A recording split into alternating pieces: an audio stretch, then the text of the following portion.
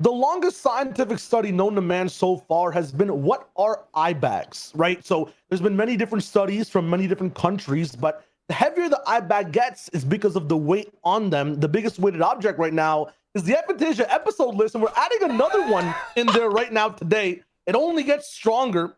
It only gets heavier. Welcome to episode, I don't even know what it is. 23. Someone help me out. 23. Let's go, baby. Let's go. Because last time you tried to sing Taylor Swift.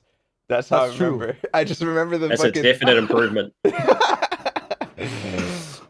yeah, welcome guys. Once again, another off-season episode. So that means we are scrounging the depths of the earth. What the heck was that? For something. We have two cats now, don't we? Timmy, you got a cat. Ball's got a cat. Hold up. Timmy's on the podcast, bro. What is up? How's it going? How's life? Good. Yeah, Busy? going good. Extremely, always. Yeah. Yeah. Cool. Nah, just trying to make my way through life at the moment. But yeah, no, staying up to date with as much of this as I can. Yeah. I did not know how crazy your life is. You're fucking engineer at the same time as your TNA head coach, and then coaching like literally half of the scene at the same time. Like, what the hell? Oh, so yeah, working with Power is actually really Power, great. Yeah. No.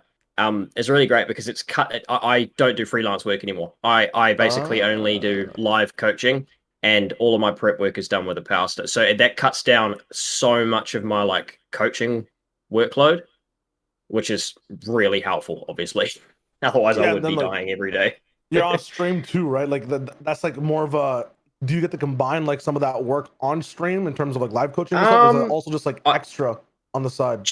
Sort of extra on the side, so you know how obviously streaming helps, and the main like learning I do is, this is gonna sound so, oh god, I can't believe I'm gonna say this.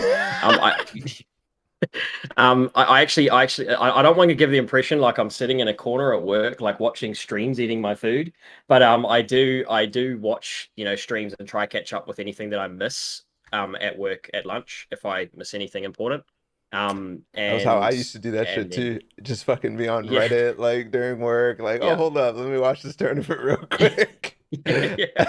Yeah. So I'll like do a speed run of tournaments during my lunch break, during my smoko, and then I'll come home and I'll generally VOD review on stream, and do a little bit off stream work if I'm doing sort of stuff more in depth and making notes, and then try and make YouTube as much as I can.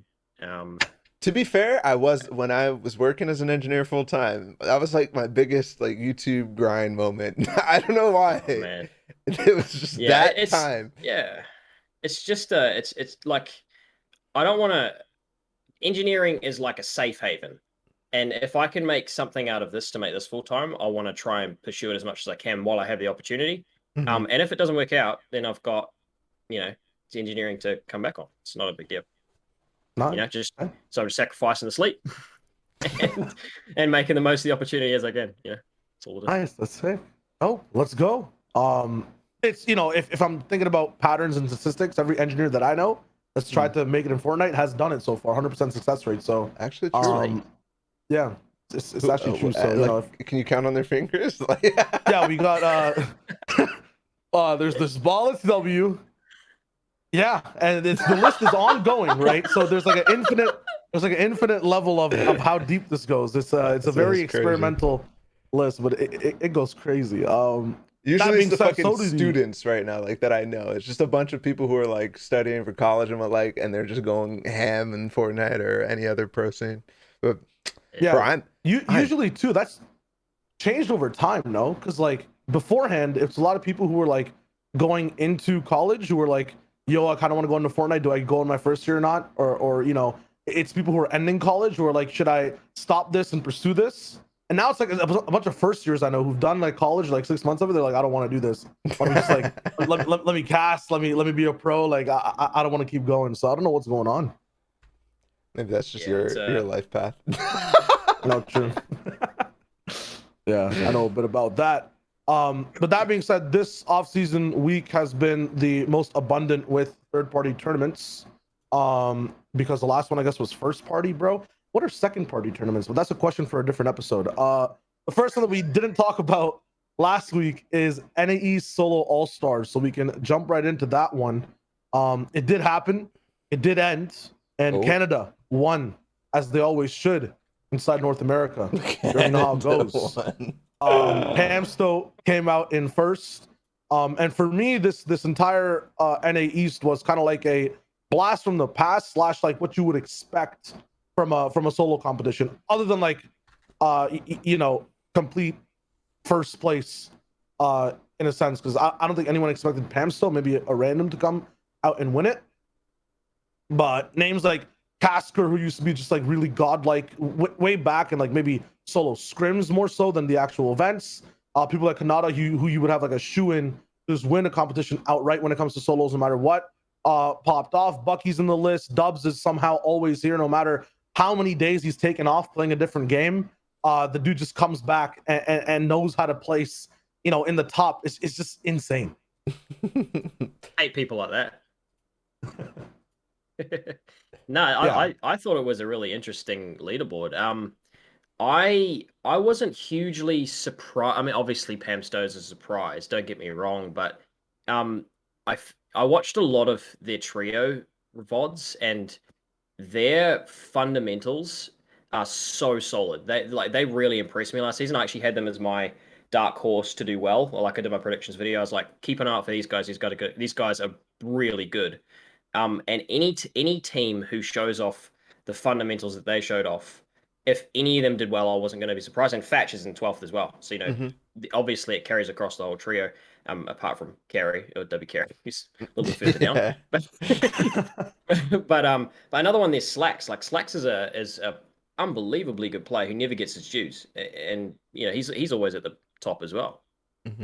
Yeah, I feel like with Slacks, it's always like, it's Slacks and this person. It's Slacks and that person who are doing so well. And sometimes he's not even left in the equation because, Acorn and Jack have had such like synergistic spotlight as well, and Slacks has been a part of that. And it's like, yeah, Acorn and Jack, such a sick duo. Like the people who play the most perfect roles are the ones that sometimes, in terms of, if it's not outright fragging or whatnot, talked about the least, So I feel like Slacks in that sense is one of the most insane players just by that, specific pattern in terms of like spotlight, in terms of the teams he's been on. At the same time, I mean, I can try to jump to see his event profile for a sec. Is he historically known well for doing really good in solos? Because I swear it's just those team modes that he really pops off on. Yeah, I mean, I remember Elite Cup. It was when he was playing with Keys back then. It was like they were like not really playing that much, and then he popped off in the Elite Cup, I'm pretty sure. I remember VOD reviewing him back all the way, and that was like a good moment for him. But other than that, it's like pretty. I mean, if you're going through the event profile, let me go for it too. It's been varied, and of course, this is the first tournament like in NAE specifically. Actually, I'm not going to do that. Let me just go back. In NAE specifically, it definitely felt like this being the first solo tournament in a while made the tournament a lot different than it would have been if it was a solo FNCS or if it was an invitational from back in the day. Like, so maybe that helps out because he could do I think the biggest thing for me with Slacks is he always is really good at low mat like movement and being able to just funnel through old tarps and stuff like that and find those rotations. So I think he had the opportunity to do that again with how weird the games were. It was the same thing in EU too. We talked about it last week where there's like only 20 people after 7th zone as soon as the 3rd zone surge or the last surge happens. It was crazy to me. He was also finding. Did you sort of work out why? I genuinely think it's just because of people haven't played solos in a while. Yeah. See, sorry, I got another theory. I didn't mean to cut you off there. I think it's because so many people were reliant on Harpoon and didn't know how to adjust. So they didn't know how to find refreshes via kills. So they were resorting to sitting at back zone, no mats. Yeah. And 50-50. I think that's spot on because there's so many people who are just running out of mats. I'm like, what the hell is this? It's like this is 7th zone. What is going on? I was watching last night. I'm hella tired because it was like 3 a.m. when I was fucking watching. And I'm just like, this does not feel like Fortnite to me. What is going on? Why is people running out of mats? And I think that makes perfect sense because I was thinking in my mind too. It's like launch pads are here. How are people running out of mats? You're just using launch pads and getting in front of zone. It's like the easiest play style ever. But yeah, that makes perfect sense. Yeah, for me, that was the launch pads are a big meta adjustment, but they're one that's easy to make. The harpoon being removed is not an easy adjustment to make for someone who is reliant on harpoon. So someone who's gone through solo cash cups and taken 2 heals, 1 utility, and 2 guns, that 1 utility being the harpoon, if they've based their entire solos theory around how they play around the harpoon late game, when it comes to a stack solos tournament, that just compounds, and they've got no idea how to play once it comes to basically second moving. And like you said, everyone's dying as soon as the second moving pops because they're going, oh shit, I got no mats. I'm going to sit back, wait until tarps are appearing ahead of me. And then when no tarps appear ahead of them, because everyone else has the same idea, they all drop to low ground and all die. Yeah, that was why, like, when we saw Slacks on stream, I didn't get to like deep dive out of you or anything like that, but it felt like he was always able to get ahead, even when there was those situations, And Kanata too was somebody who was consistently like not finding himself in those situations because he's recycling a launch pad or whatever it is, because he was always, at least in those first 3 games, getting deep ahead of the zone way faster than anybody else. Way faster than anybody else.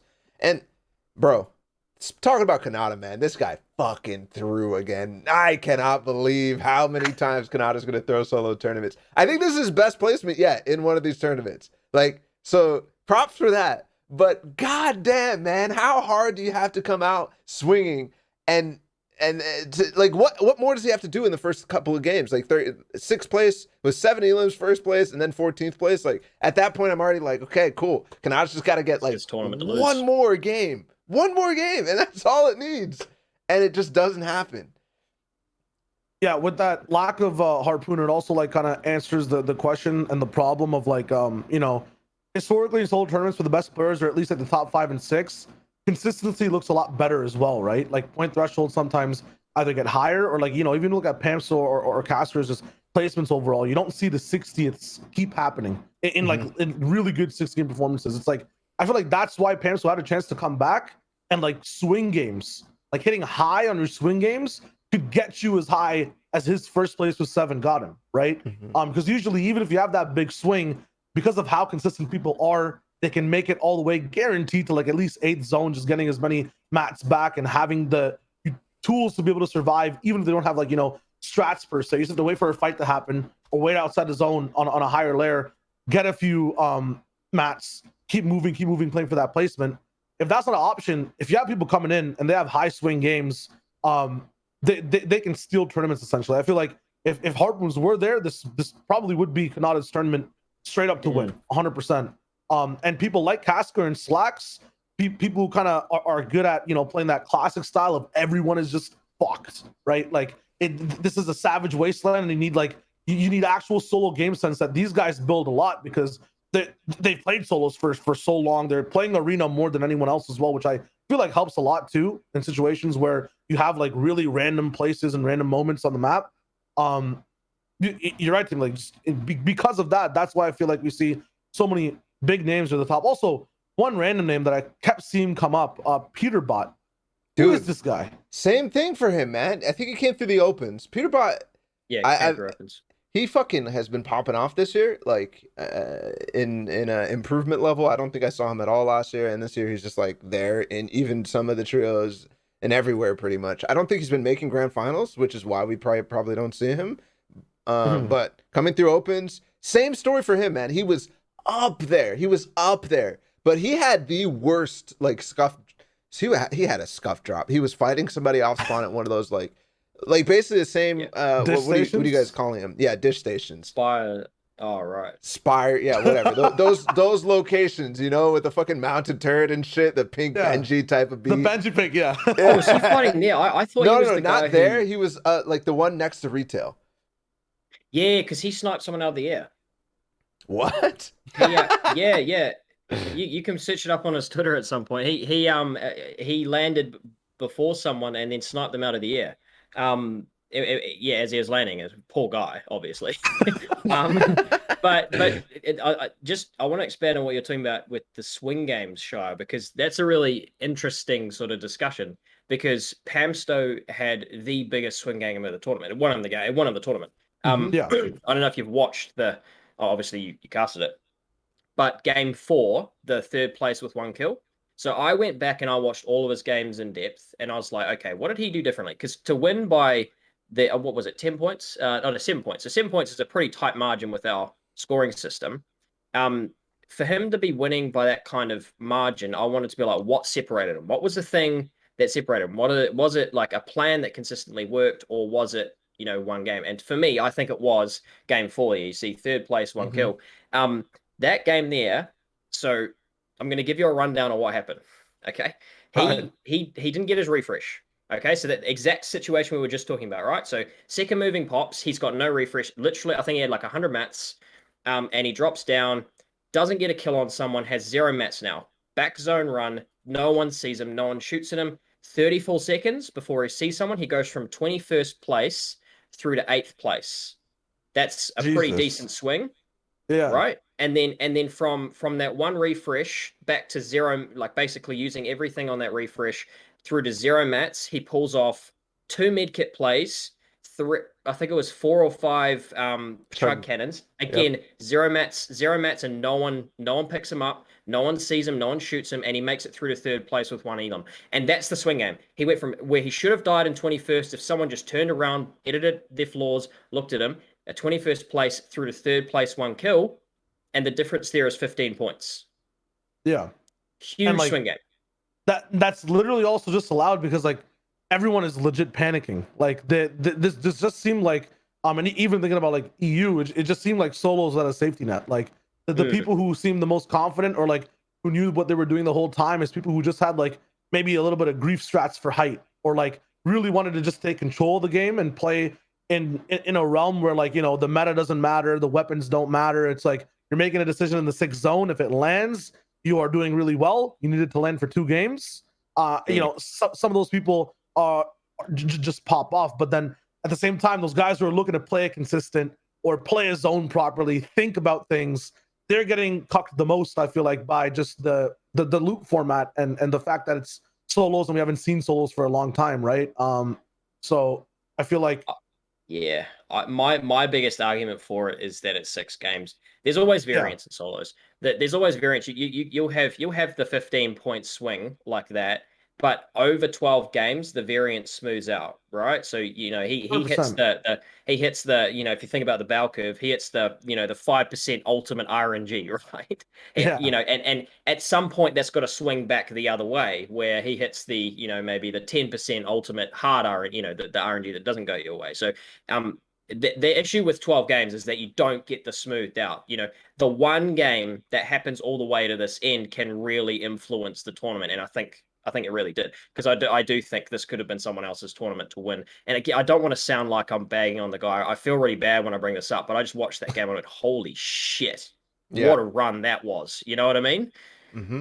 Yeah, historically, there's always that, it's not that crazy where like there's literally no one looking at you down below, but there's stuff that should be illegal. That's not allowed, right? Like landing a heavy snipe when you're 1 HP with no mats, like doing some crazy shit. We're just talking about like Tfue landing with 1 HP on like, a light pole off a play. Like there's always miraculous shit that happens that keeps people in the game 100%. And you see it happen more often in 6-game formats, because that's where the swings really, really hit hard. I like how he goes for another medkit in top 3, by the way, with like 40 seconds left. I mean, he doesn't have any mats to get up, but I just found this hilarious. There's actually, I think he just runs into zone too in this game. It's like, well, I have no chance left, so let me just look for some fucking heals or some shit.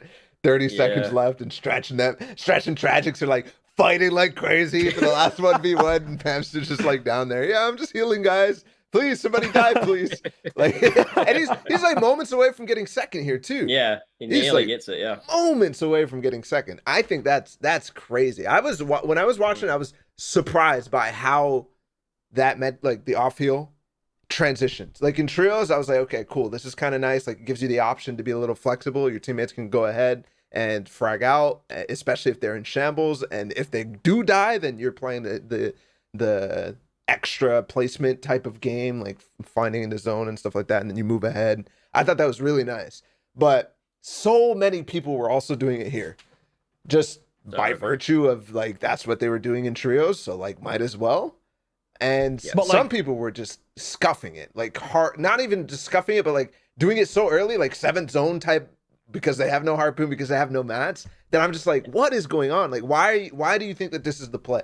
You know, I don't remember any specific candidates, but in trios, it's like, you know, the zone never really matters. You can always make your own space and then actually go for a medkit play, usually by default later, because you have 3 players worth of mats. But like, once again, in solos, because you run out faster, you know, and also I feel like zone kind of matters a lot based on what kills you can make, because it determines your position, because you're not building as much. You don't have your own space. Like if that's a default complete low ground zone, I don't think Pamsto is allowed to do that. Like if there's not a mountain in the way or there's not crazy shit happening, right? So I feel like that's also one of the biggest things as to why some people can get away with it and why it's so much more random in solos to be able to do it. Is because zone just plays a part more a little bit. There was a lot of mountain zones. That maybe like when I'm looking at the conclusions of the tournament, I'm like, why the hell is everybody's at like there's literally not a person that has a top 15 average placement. Like, and that to me was like, oh my God, this tournament is so random. Maybe that has a big deal to do with it as well. The fucking mountain zones.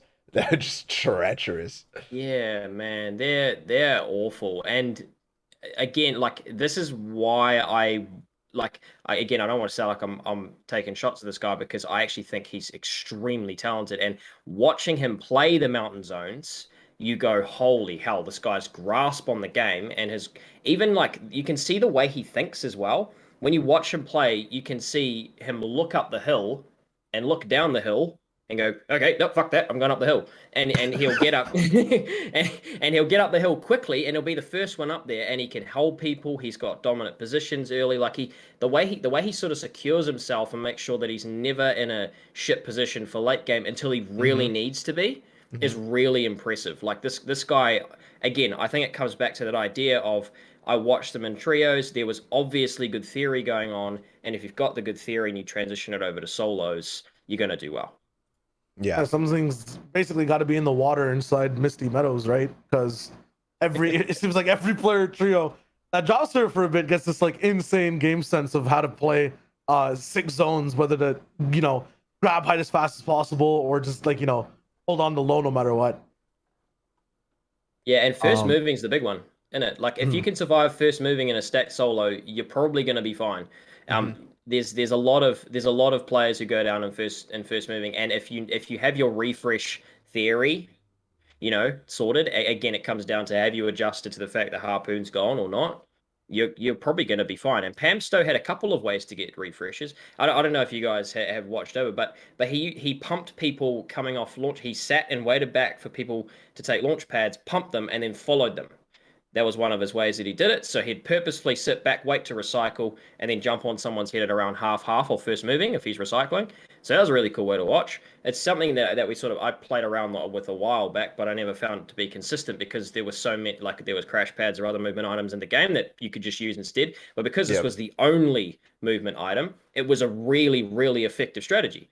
You know, if everyone's looking to recycle, everyone's looking to use their own, you can sit back, wait for someone to go. You're probably going to tank 3, 4, 6 a zone, but oh well, you know, doesn't really matter when you're going to chase the kill up and get the siphon anyway. I do wonder, like, I feel like all the top players in EU and NA always found themselves a chug cannon. At some point, one of their refreshes gives it to them or something like that. I don't know how that was, like, consistent, but Tayson consistently had it. Vino consistently had it. Kanata consistently had it. Like, almost every single player. They weren't finding it. It wasn't like they're just finding a llama every single game or anything like that, but every end game they have one. Like we just watched the last one for Pamsto, and he had one, and that's how he made that medkit, the top 3 work. I don't know. There's something to it this season where it's just like, holy shit, what? Yo, he pickaxed him? I didn't even see that. Pickaxed him. Yeah. He had nothing left in any of his guns, so he's like, fuck it. Went in for the pickaxe. Yeah, it's funny because you could imagine if he has the AR reloaded, this could have been a 9-kill win right here. Yeah, like 9, yeah. Oh, and he misses the pump as well. Oh, yeah. Little Vino classic. So I think Sluts at this point has nothing left, so he just goes in for the bop. That is content. That is fucking hilarious. Yeah, all right, let me look back at the leaderboard. I think Pamstu has been talked about. Although stocks for him going forward, because Trios obviously last season was pretty successful until the finals. right? With him, Fatch, and W Carey. And I was wondering what the reason for that was. I obviously didn't dive into it. But throughout the season, it was like stocks are increasing. These guys are potentially going to be like that dark horse that you're talking about. Do we think that Pam Stu was a big reason for that? Or is there more to that trio? And going forward, do we think that they're like pushing up there with the top 5, top 10s maybe type of situation? Not at all. I think their biggest issues is always literally being scented, or any trio that can control the south side of the map. Not specifically their POI, but like when you're coming through from places like Caddy and Misty, from what at least I've seen, if you don't have like a vested interest on that side of the map, and you can move first and move around and do things your way, and certain sides of the map when they rotate, get to certain spots at the same time, they always just get beat in those power positions mid game, or if they get zone, set, if it's a grand final, set that has the God Hill. If there isn't a God trio in their lobby, they are the ones next up. Like if you're talking maybe, past top 10, or at least maybe even past top 5 in the NA East, they might have a chance if you don't have like another God trio in their lobby. But from what I've seen, every time it's like an actual, lobby of legends, or like the set lobby for grand finals, they just struggle in just finding some type of identity, and it's the same type of strength you would see from them in quals, where they can get top 5s, or where they can, end up popping off. At least that's just what I see from the trio. I don't think that this solo performance really changes anything at all until they fix that, and that's just going to be like, I don't even think that's fixable at this point. I think they just enjoy quals, they have fun in semis, and then That's hard. wake up. It is, but that's what I say. And I love these guys. I really do, because this is, I think, the only trio that I can actually root for coming in, because they're fully Canadian. So I want them to do well, but I know, like, they're literal bullies, mean people who will always, kick the nice man down. I mean, I live beside America, so it's just same old, same old. That's just the theory. Did Scented and them have that much of an impact on them in finals? I think so. Okay, interesting. Because what's the difference between like just in general who they're facing in qual weeks to semis and finals? It's just that trio. And like if you ever see Pamsto, Carey, and Fatch pop off or have a really good game, it's in the same situations that you find Scented Edgy Commandment, like second mid ground. It's just having a lot of control, having a lot of space, and being in a space also where not as many mistakes are punished. Because I watched a little bit of, I think it was season 5, these guys popping off more so than season 6. But that really was it. It just seemed like it was like a light version, and that sounds a little bit harsher, but it seemed like a light version of like a very, very essential God trio from the south side of NA East. And it just seems like other people punish things better when they're in the same space. They control things more. Yeah, I fucking love the image. They're just from the south side. Like that shit is hardcore down there. They're in the streets. Yeah. Okay. They land Caddy. Were they part of that were they Caddy clusterfuck? I don't remember anymore. It's been so Yeah, many I months. The last time like that I really tuned in, which was like season 5, it was like a battle for Misty every now and then. That's where they like, qualified on, in week 3. That's for sure, like how they qualified out of there or whatever. But and then in season 6, when we were looking at drop maps or like just looking at things back and forth, the biggest issue with this trio was always, okay, let's look at Pamsto, Fatch and Carey, like where are these guys ending up? Oh, not in the same spot as their what's it called? Their qualifiers, because maybe Scented is going Misty, or they're in just a worse spot in general off of drop. They just have to live a different life for grands. Like maybe it takes a grief, but then it's not like they're Hen or anything where they can literally suppress another trio for 12 games. Like I don't think that's the way these guys are built. It's that very you'll see it with Pamster, right? You're talking about the entire fact to me of this man looks up the hill, he looks down the hill, and he moves. Like that's just a rough spot for a trio to start with anyways, like Gorge. Like and look at who they're surrounded by, right? Like you can't freak on the kids in Weeping, right? Slack's probably gonna rotate on you if you're not fast enough. Like you got Avery on one side and Senton on the other. On the other, what are you actually doing? Like I don't think that's a terrible. I don't think the position's not a bad one because you control everything around you. You're in a fine spot. Well, they got that's Getting what bullied. you fine would surge. think, but that's Yeah, not how they play. You're talking No. about Pam still has to like look up and down a mountain, right, and then make a decision. It's like Yeah. it's very like how do I explain this in like an analogy? You know, ramp. Have any of you guys played Hearthstone or like an MMO? I don't even know how to explain this. Well, in Hearthstone, there's this deck. It's just like a card game. It has mana, right? And one of the things you can do is like you can play as many cards as possible, as fast as possible. On the other side of the thing, there's this deck called Ramp Druid, where basically you would invest a lot in yourself and wait a little bit, and then this gets stronger based on more the information you had on your opponent, and the more you stalled. Like for these guys, they just seem like a trio that's really good when they stall for a bit and get a really good position, like past second or third zone. But the issue is when you have like really good trios who are faster and can just send shit on boards fast, like you can't play Ramp Druid into that. That's how I associate their trio with. Because dude, they're so good when they're in those positions, but in grand finals they just can't play Ramp Druid. That makes sense. Think it probably more comes down to the fact that their drop spot is shit. That drop spot, like that drop spot is turgid. That is awful. Like that, no one can do well from there. I'm sorry. That's like a, even though it's got good positioning, you're not getting anything of worth out of that. You're not getting. Where's your medal coming from in cinema? Where's a quick bit of brick? Where's It might be okay this season if they were there. yeah. If we're there now, they're fine. But where are they getting 1,500 medal from there, man? Like nowhere. This is. I don't know. They train like with Saf Avery, right? The Saf Avery come over to take the position. They're like, yeah, cool. And then they move back over to Lazy Lake and they start farming the rest of the garage and shit. Yeah, little swap and trade. Best trade deal in FNCS history. Not really.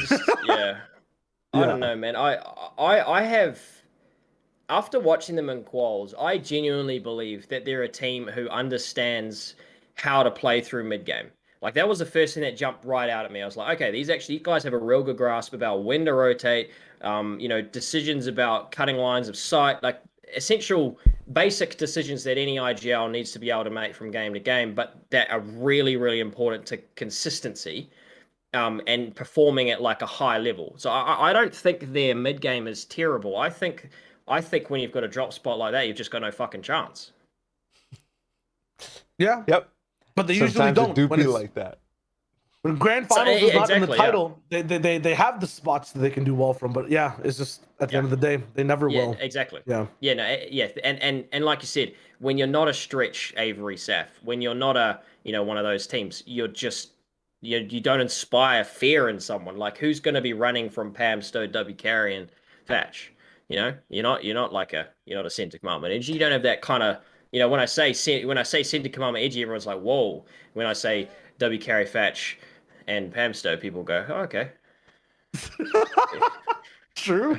It doesn't have people. It doesn't inspire. It doesn't change after solo performance. After a couple seasons, they're starting to grind up in the grand finals and stuff. It's not changing at all. Well, the thing is, if they wanted to give off that impression, they actually needed to alpha a spot. They needed you can't if you don't want to get that impression on you, you can't show that kind of weakness in a grand final where you're going to take a spot like that.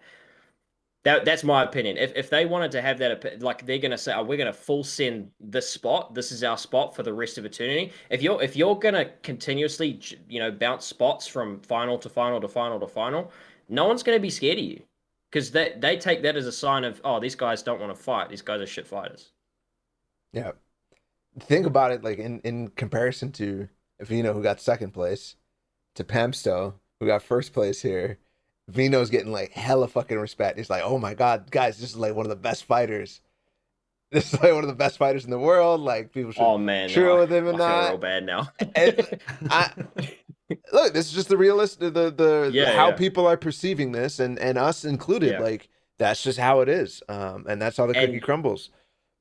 Yeah, to be fair, Vino would have won on I think every single other region, right? Maybe apart from Middle East, I think was the only based on points player who had more points than him.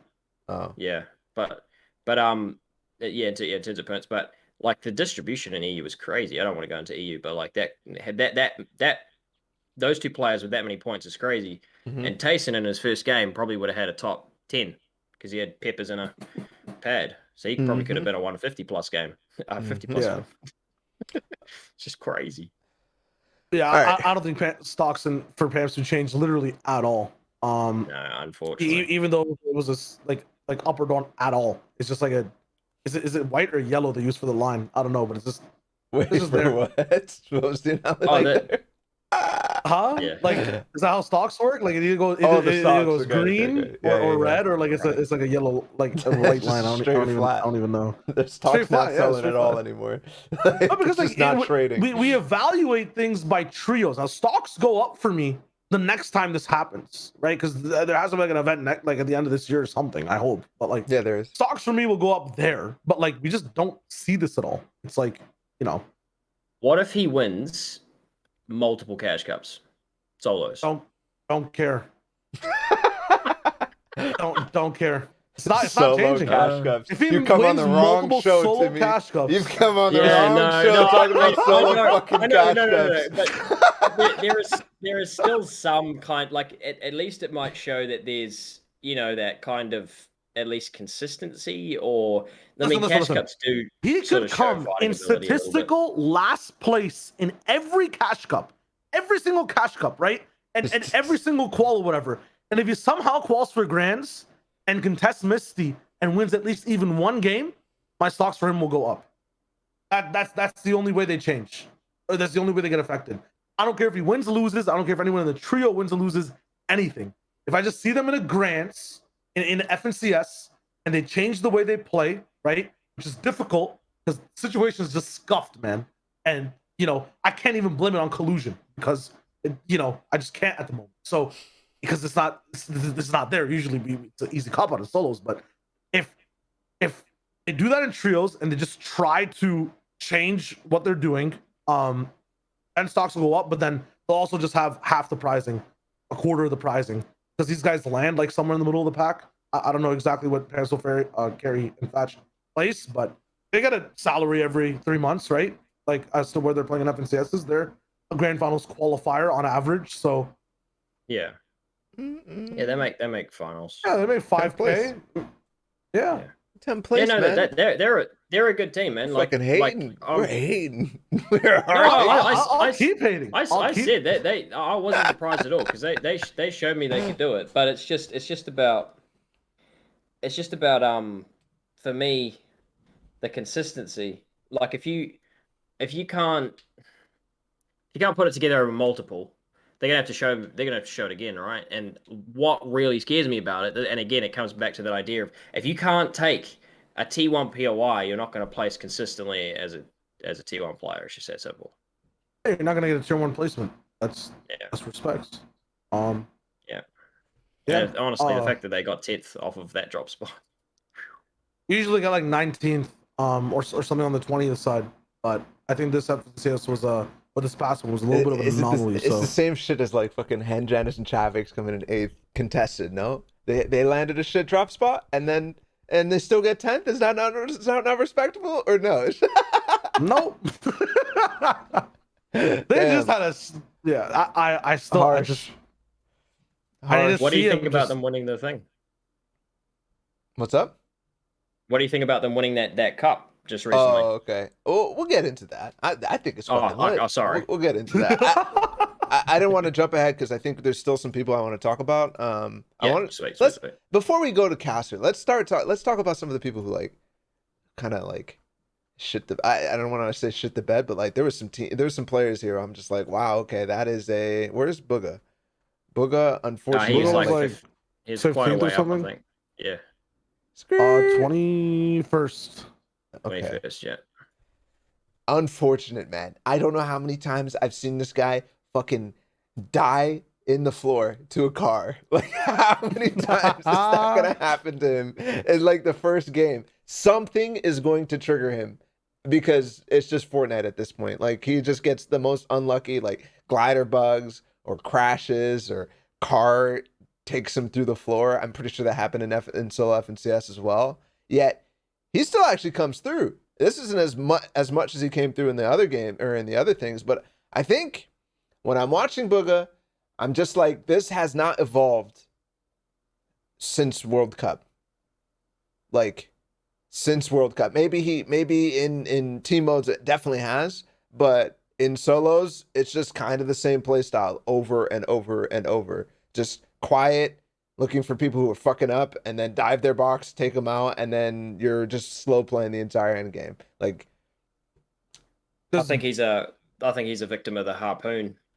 I'm looking at 15th, 20th, 19th, 20th. That screams harpoon victim to me. A guy who couldn't find his refreshes and died low ground as a result. why we call these guys beach seals. You talk about can them we have like that they're as the fucking like Oh, yeah, like, yeah, actually, I'm thinking about the harpoon victims. yeah, they're like either Yeah, there's yeah. like a crazy could sue psychopath in Epic the Games streets for with fucking a like harpoon. it's like if you've been affected by a harpoon being vaulted, you have a case in You have a court. right to $1,000 minimum. Call this number in the next 40 minutes. Oh, Book is the one leading that case. Yeah. Sorry, what were you saying, Shaw? Yeah. You saying something?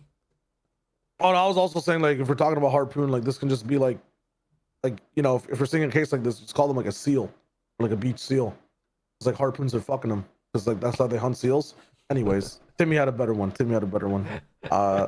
Second place for the day. I'll hold it. But in general, for like you know the topic of like things haven't changed since Dub C. Like, will things ever like? Sorry, did you just call Dub C? Did you just call World Cup Dub C? Like, what the fuck? Am I not allowed to say that, bro? I thought that was like a thing. I was like, who the? I was like, damn, bro, you're hip with the kids or some shit. Dude, you say things with confidence and you move, and usually, man's are chilling. Dub C. Nah, he not letting that one slide. Dub C. Wow. Okay. Yeah. Since World Cup. Let me make sure I get all the letters. You know what I'm saying? So all Yes, parties please. are satisfied. Will things ever really change online for Bugha ever? Or like, will it need to be like a? You know, I'm not saying just because like it's his PC back home that's fucking things up and he needs like a land machine to not go underground. But just in general, I just feel like he's never going to need to change in his own brain because the stakes are never really the same. Ooh, you just got deep. The stakes are never the same. You just got deep. We're never gonna see Bugha again until. Well, okay, this is hella overreaction to a fucking 21st place.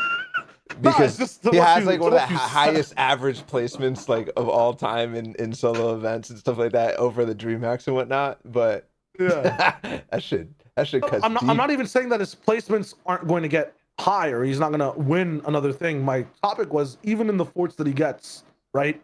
Of the fourth specials of Bugha or whatever, is he playing differently or is that playstyle still just working? Yeah, it's working. It still works. And that's obvious, the fact that he is making it to that harpoon threshold, you know?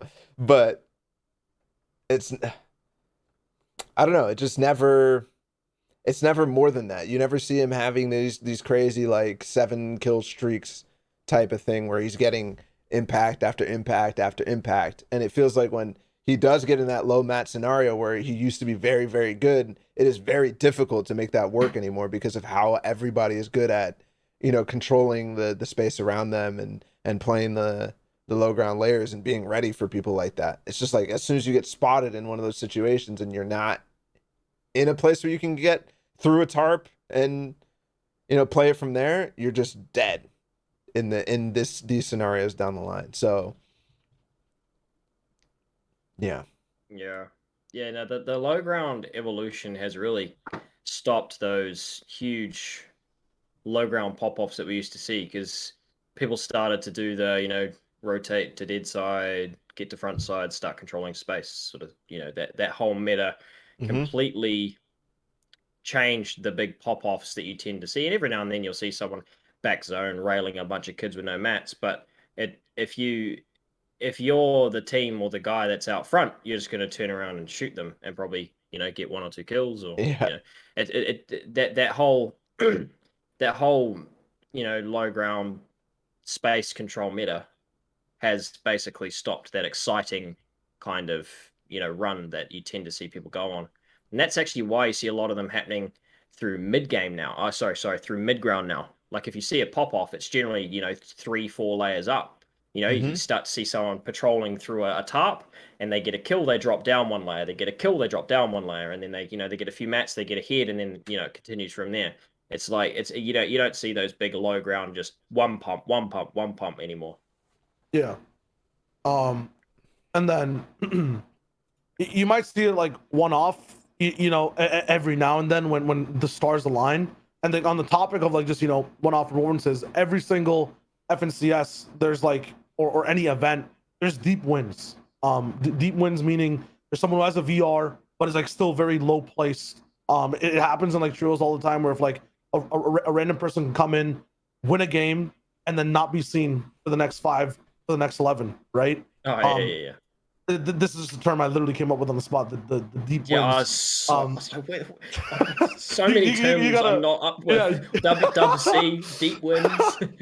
This is just me. No one says this. No one else is gonna say the shit like this. But for Stretch and Jack specifically, is Jack's like one of the deepest wins like that we've seen just in solo all stars in general, like in solos in general. Because like I don't think I've seen in a while something lower than 22nd off of VR.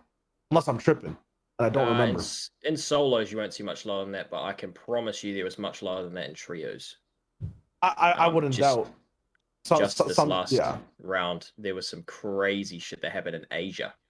The guys that came 27th on the day got a win. Wait, on the day? Yeah. Unlucky. Yeah, 6 games played, 29th, 30th, 32nd, 27th, 1st, 16th. Contested Their off spawn at 30, I think it was. Only 5 placements? Did they get no elims? Yeah, so first day in Asia was wild in terms of how close it was. 136 was in first. In first place was 137. Then it was 136, 136, 129, 120, 117. So there's no spacing whatsoever. But that's the deepest one I've ever seen. And get this even, the guys who came 7th on the day had 2 wins. What in the world is going on in Asia? Victory royales are overrated, man. Wins are overrated. Yep. But in solos, it's like key. Yeah, but like in swing solos, right? Which is kind of like the meta now. Like that's the shit. Like you need that shit. Like that's necessity, and like wants after the fact as well. Like that's what people strive for. And like watching someone like Jack, I'm actually not even sure if this is a curse or like a pattern for Jack, where like you see him come in strong. Does it usually end strong, or is Jack one of those players? Because I honestly forget that rolls in. It could be any. It could be. It's like Aqua. At any point in time, it could come, and it will come. You can guarantee that Jack will win a game. Like it will happen. That's all he'll do. But yeah, I mean, there was moment. I think game 2, for example, he just got like just completely focused as soon as like the 5th zone started or something like that. As soon as that rotation started, he just couldn't make it. And that was his wall, was getting past that moment over and over and over. Who was it? I think it might have been Kanata actually who dove his box in this 49th place game, which is hilarious because Jack had just won the game and Kanata was in towards that end game as well. But yeah, there has been so many of these winning. Like I do feel like the wins, especially in solos, are overrated. Although when you look over to EU and it's like Tayson has 2, it's like, okay, well maybe not, but it's completely different. I don't know. I feel like the average placement doesn't really tell you much. If you do have wins, it kind of swings it a little bit, and it's nice, but it is so undervalued. It does not mean what everybody thinks it means. English is very difficult. So yeah. All it took in this format was 4 half decent games. That's all it took. Like if you look through like Edgy's history, there's no wins there, but like he got 10th off of that. Yep. 1 second, a 19th, a 16th, a 21st, and an 18th. That got him 10th. You know what I mean? Like Yeah. that is not good games. That is one good game, and then four Right. half decent harpoon thresholds. Mine's reminds me of Coop's win in FNCS solos. It's just like always like 18th places and stuff like that, but it just rides you Yeah. all the way up with a couple of elims, mind you. So it's not like this where Mm. there's no elims for Edgy, but Yeah. yeah, still, I mean that's clearly a flaw there. He's not getting the refresh when everybody else is Yeah. also in that fifth And then zone. So Bucky's another example there. Like look at Bucky's games. It's a perfect example again. 30th, 15th, 21st, 33rd, 9th, and 4th. You know, mhm. two good games. I call a top 10 a good game. And then one other probably what you'd call decent 15th. You know, all it took was a few good games where you put together a decent bit of theory through your mid game, and that was all it took. So like when I see a lot of these complaints on Twitter about things that happen to you, it's like you actually have games to burn in these scenarios. Maybe not multiple, but you do have a bit of time to play with. Um, Made me think about the guy. I'm getting mad at myself not remembering who it was, but the poor guy who got sniped out of the air by Peterbot. Like just imagine. I tried to look Um, for the clip, I couldn't find it. just imagine that's you know, and taking that moment to reset and then coming back the next game because like honestly anyone could have done it. Talking about snipes, man. Casker in like this game, I think. No. This game, he was in such a good position. It was two retail endings in the last three games. I don't know which ones were which, but he's so well positioned. And I think it's Slacks who's like deep down on the ground, just finds him. He was in a little bit of a scuffed position, like medkitting for some reason. I think he had to fight like in an awkward position. But dog, these snipes were out of this world in some of these games, and they just affect so much. Like so many players just fall out of top 10 because they got sniped once or something happens like that. It just hurts my life. It It just does, hurts my yeah. life. I'm so glad we're moving back to trios and I can like at least buffer myself when somebody gets sniped. I'm like, okay, well, he's not out yet. We're chilling. Like they might get W keyed, but it's still doable. Like they can fight back. Yeah, I don't know. I don't think it's ever fixable in solos. When it comes to El Baroni, I think there's only one game that does it well, and that's Warzone, which is the whole gulag system. But I don't think Fortnite will ever need that. I don't think it's watchable in a competitive state either, because I would literally rather be interested in watching two people box fight in like a solos match before like the end game, to just try to see who lives rather than actually watching full game. But yeah, the only other thing I wanted to meme mention or meme analysis was the other deep win from Stretch, and the fact that he had like kind of the Destiny Bond debuff, where like I feel like if Bugo was slightly higher, he could be slightly higher, but due to the lore, the Yep. script, he has to stay within 4 placements of Buga. So, yeah, that's the only Kinetically other thing. kinetically connected. I'm just making Yeah. up shit every time. I don't know before it was like spiritual linked. Now they're kinetically connected, bro. Look at that. The only thing in between them is Mars OW. Like that's crazy. Oh my god, dude! Some of these other like big boys you would assume to pop, like is Scented someone you would expect to do really well in No, in solos? No.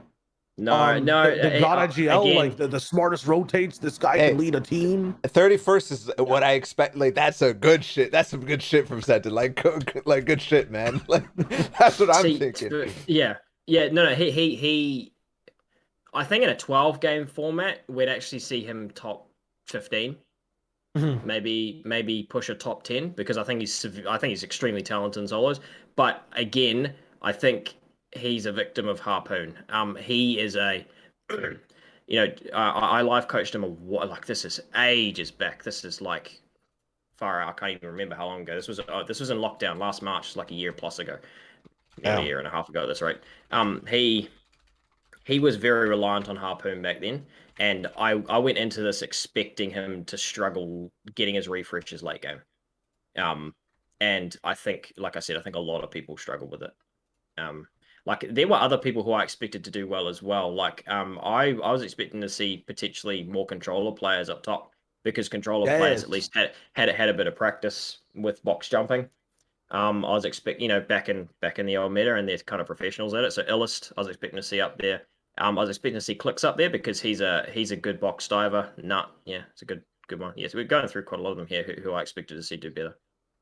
Because like the big thing when I started this off is like saying, yo, it's like, some of the OGs that you would expect are back in a period of renaissance where, like, if you're looking at the top tens and cash cups, if you're looking at the people qualifying even in this open format compared to some of the pros we were looking forward to seeing who didn't qual, right? Just in general in NA East, it is the names in the bottom 50 like Spade, Divine, Rise, Observo, Accept, that are overtaking top tens week after week. Like in this event, this one event, it's the one where we see them where everyone like would expect them to be maybe like 2 months ago. Usually these guys are hitting high notes like week to week, cash cup to cash cup, at least in trios.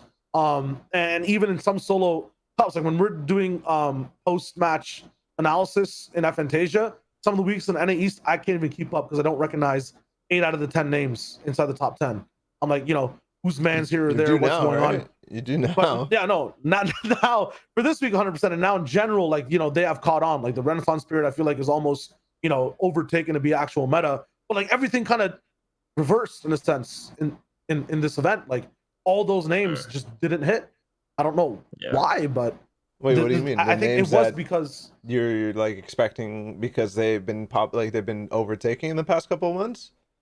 We're not here. I feel like they were, right? Like Tragics, Peterbot, like.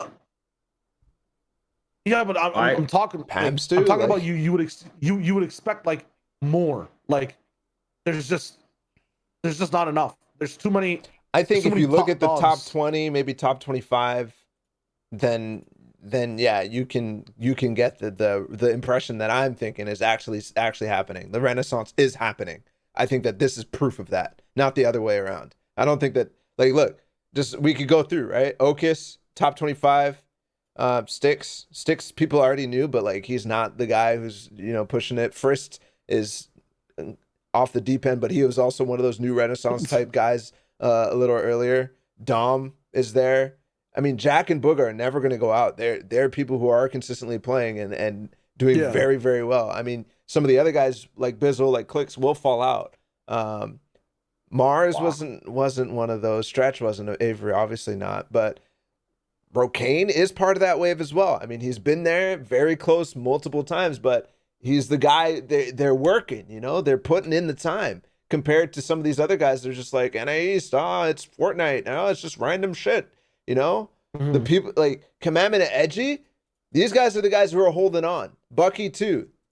And then there's the other teams. There's the teams that are fucking around off spawn, like consistently just no respect, just throwing their tournaments over and over and over. Those are the teams that I'm thinking are getting replaced. The rest of them, there's always going to be people part of those trios that are still really, really trying, True.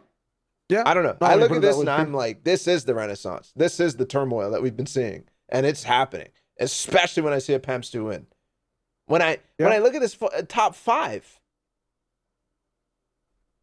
I don't know. Yeah, no, you have a point. I just like, I don't know. Maybe I'm just biased towards a few names that I'm just used to seeing in team modes. Yeah, be higher. The Osps and whatnot. Teo. Where's Chimp? Chimp's like somewhere in top 5, like regardless of what's happening. He could place 99th in all games and somehow still be top 5. But like it's like yeah, no, you're definitely right on that. I think the biggest surprise to me was Day.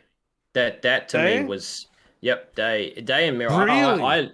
I went into this expecting Mirror to top 10 minimum. I thought he was my favorite. Like I was the most confident in him because it was controller meta.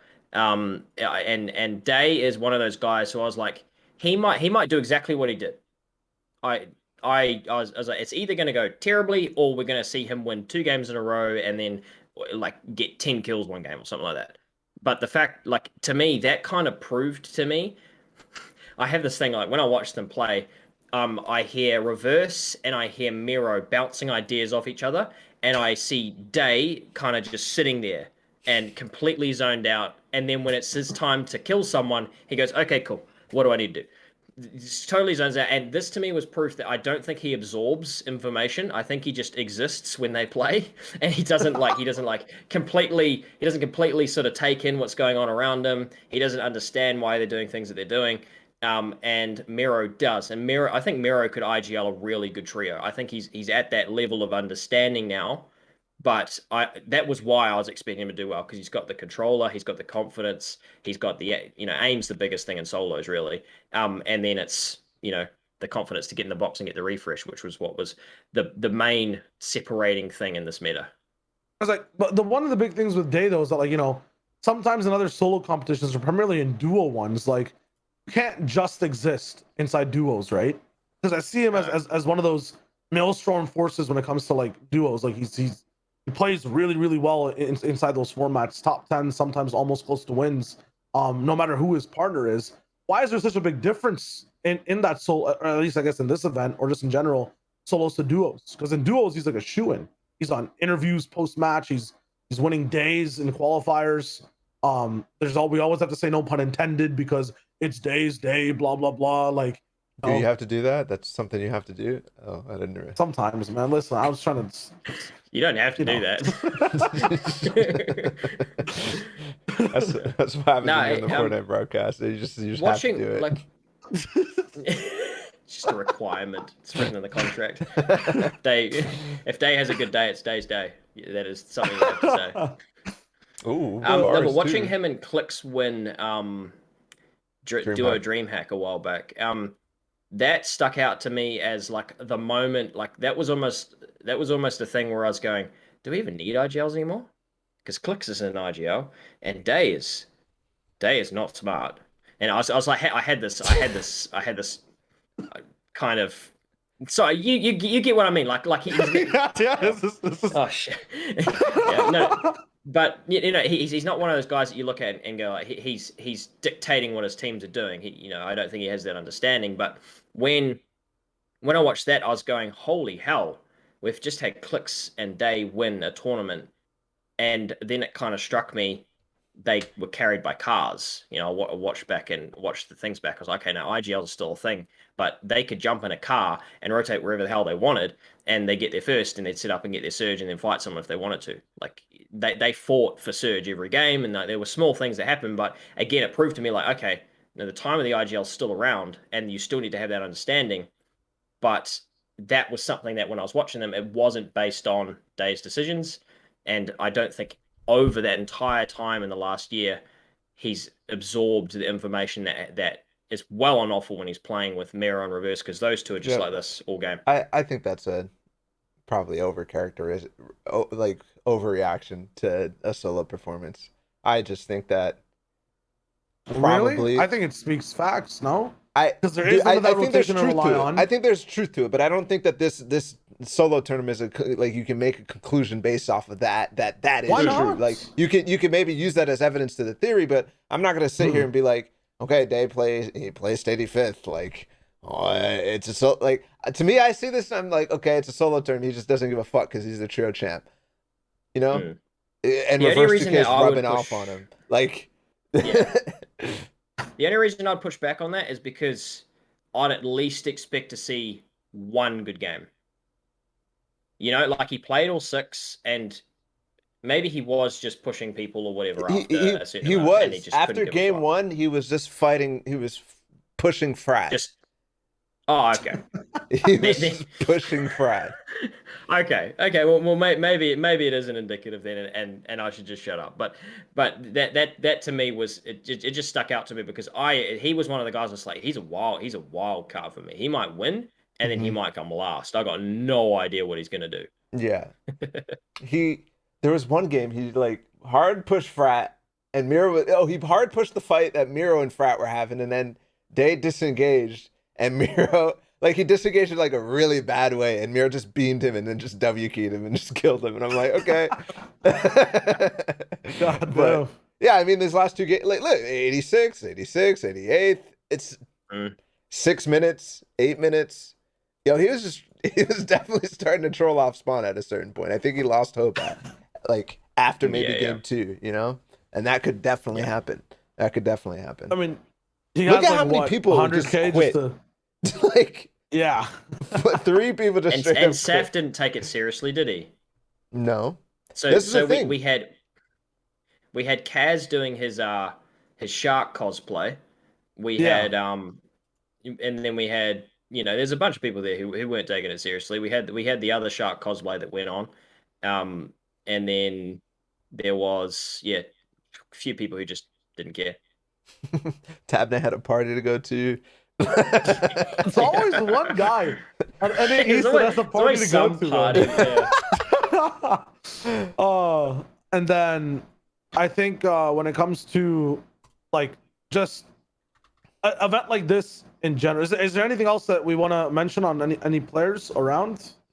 Why not? I think I'm done talking about solos for another, at least 4 or 5 months. 4 months. Nice. Let's go. All right, sick. That's closing that chapter. But as we roll past it, just in general, when it comes to stuff like this, like my question to bounce off directly after that is like, you know, if this event is on a LAN or something, like, or like, you know, if it's run like in a more grand space, do people like Day and Saf take it more seriously, or does Day just troll? Does the Saf become a rocket ship just for Stretch to get a POI? Yes. No. True. Hell yes, they take it more seriously. Absolutely. Like, number one, okay, well, it's an invitational, so maybe there will always be those people, like, guaranteed. Like, there's gonna be like 5 or 6 people who are just like, I can't do this, like, because are you sure? Because like, dude, like they have an intro, they have a dude interviewing them or whatnot. There's steam blowing behind them while their name is said out loud on a speaker. Like, doesn't that just automatically want to make you try? Like when you're sitting there, the crowd in front of you or not, I guess. But like, you know, with the same people in the same venue. Let me ask you this, and this is gonna change your mind right away. When you get invited to cast a charity event that you don't know any of the people in it because they're all celebrities that you don't give a fuck about, is it the same? But like, oh, you got you know, speakers and shit, like, oh my goodness, do you care as much? It's not the same as like casting a solo, you know, casting that same thing with pro players, but it's very, very different and so much more hype staying home and casting like the biggest event in my eyes. Like just being there on stage, like no matter what the medium is or who's there, like it just seems like elevation completely. Like working with a production team, being able to, you know, like actually craft the shit and hold your baby. Like, or maybe you're just that's how I see it. But you're just different. Yeah, possibly. Bro. I guess the common answer would be no. Yeah, but I just feel like when you're there in the atmosphere, well, I'm like, not things saying would that. change. I think 100% things will change. I'm just saying that I think there will. If you invite people to a tournament that they like are forced because there is monetary incentive to play the games. I mean, straight up, like Zayt, for example, who I'm pretty sure got DQ'd. Yeah, he got DQ'd. Yeah, There's only 100 people. He's off the leaderboard. Yeah. Yeah. There. Like you're forced to play one game just to get the money or whatever. Like there's gonna be people who are just like, yeah, fuck it, let me just collect the bag real quick, and I don't really care. You know, you can't. Okay, then I'll go to a party. In that sense, right? In just the way that All Stars was run in general, or like reflections on it, like were All Stars just prevalent? Do we need to not have certain Was it people? Successful? What was it successful first? Yeah, and then I think I'll get to like the hard hitting questions. But that's the most basic one. Okay. What do you guys personally think that All Stars was successful in total? I think they took a large chunk of money and threw it down the drain as soon as they... No. That's not the entire comment. When they held those events for regions that didn't get a broadcast. So I'm not talking about the solos event. That's fine. I'll host that, whatever. There's gonna be streamers, whatever. I'm talking about the fucking edit course and the fucking 3v3v whatever it is. And there was no broadcast for it. There were like 3 people that were invited. None of them were streamed. No one cared if they weren't streamed. And like, to me, watching that happen on OCE, Asia, and Middle East made me go, why? So that we can have the Because- records to talk about, bro, on the other streams. So we could be like, oh Yeah, my God, that this was guy. literally the only thing that they were used for, you know? So to me, Yeah. that was, like I said, just taking a bunch of money and going Mm-hmm. down the drain. But I actually enjoyed watching a solo event. I enjoyed the solos because I like solos as a coach. But and I didn't mind the edit stuff, that as long as it's broadcast. Some of that stuff was lit, yeah.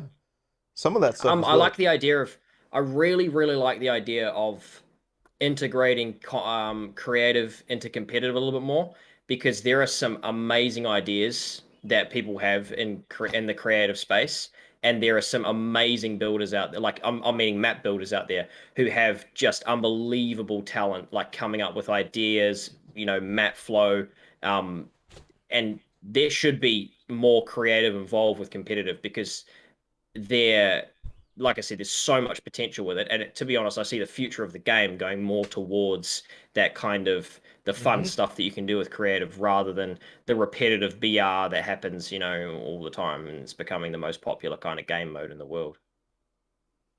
Yeah, So then, that is literally yeah. always, that is always in my mind. It's like, how does Fortnite become Minecraft, basically, in terms of longevity and content and stuff? And it always comes back to creative for me. I don't know if the competitive is the route to actually do that. Maybe that is their idea, to try to make that, but the maps that they use are not in that vein at all anyways. I am happy that they finally did a competitive thing within creative that is in the vein of competitive and not just some fucking prop hunt type of thing.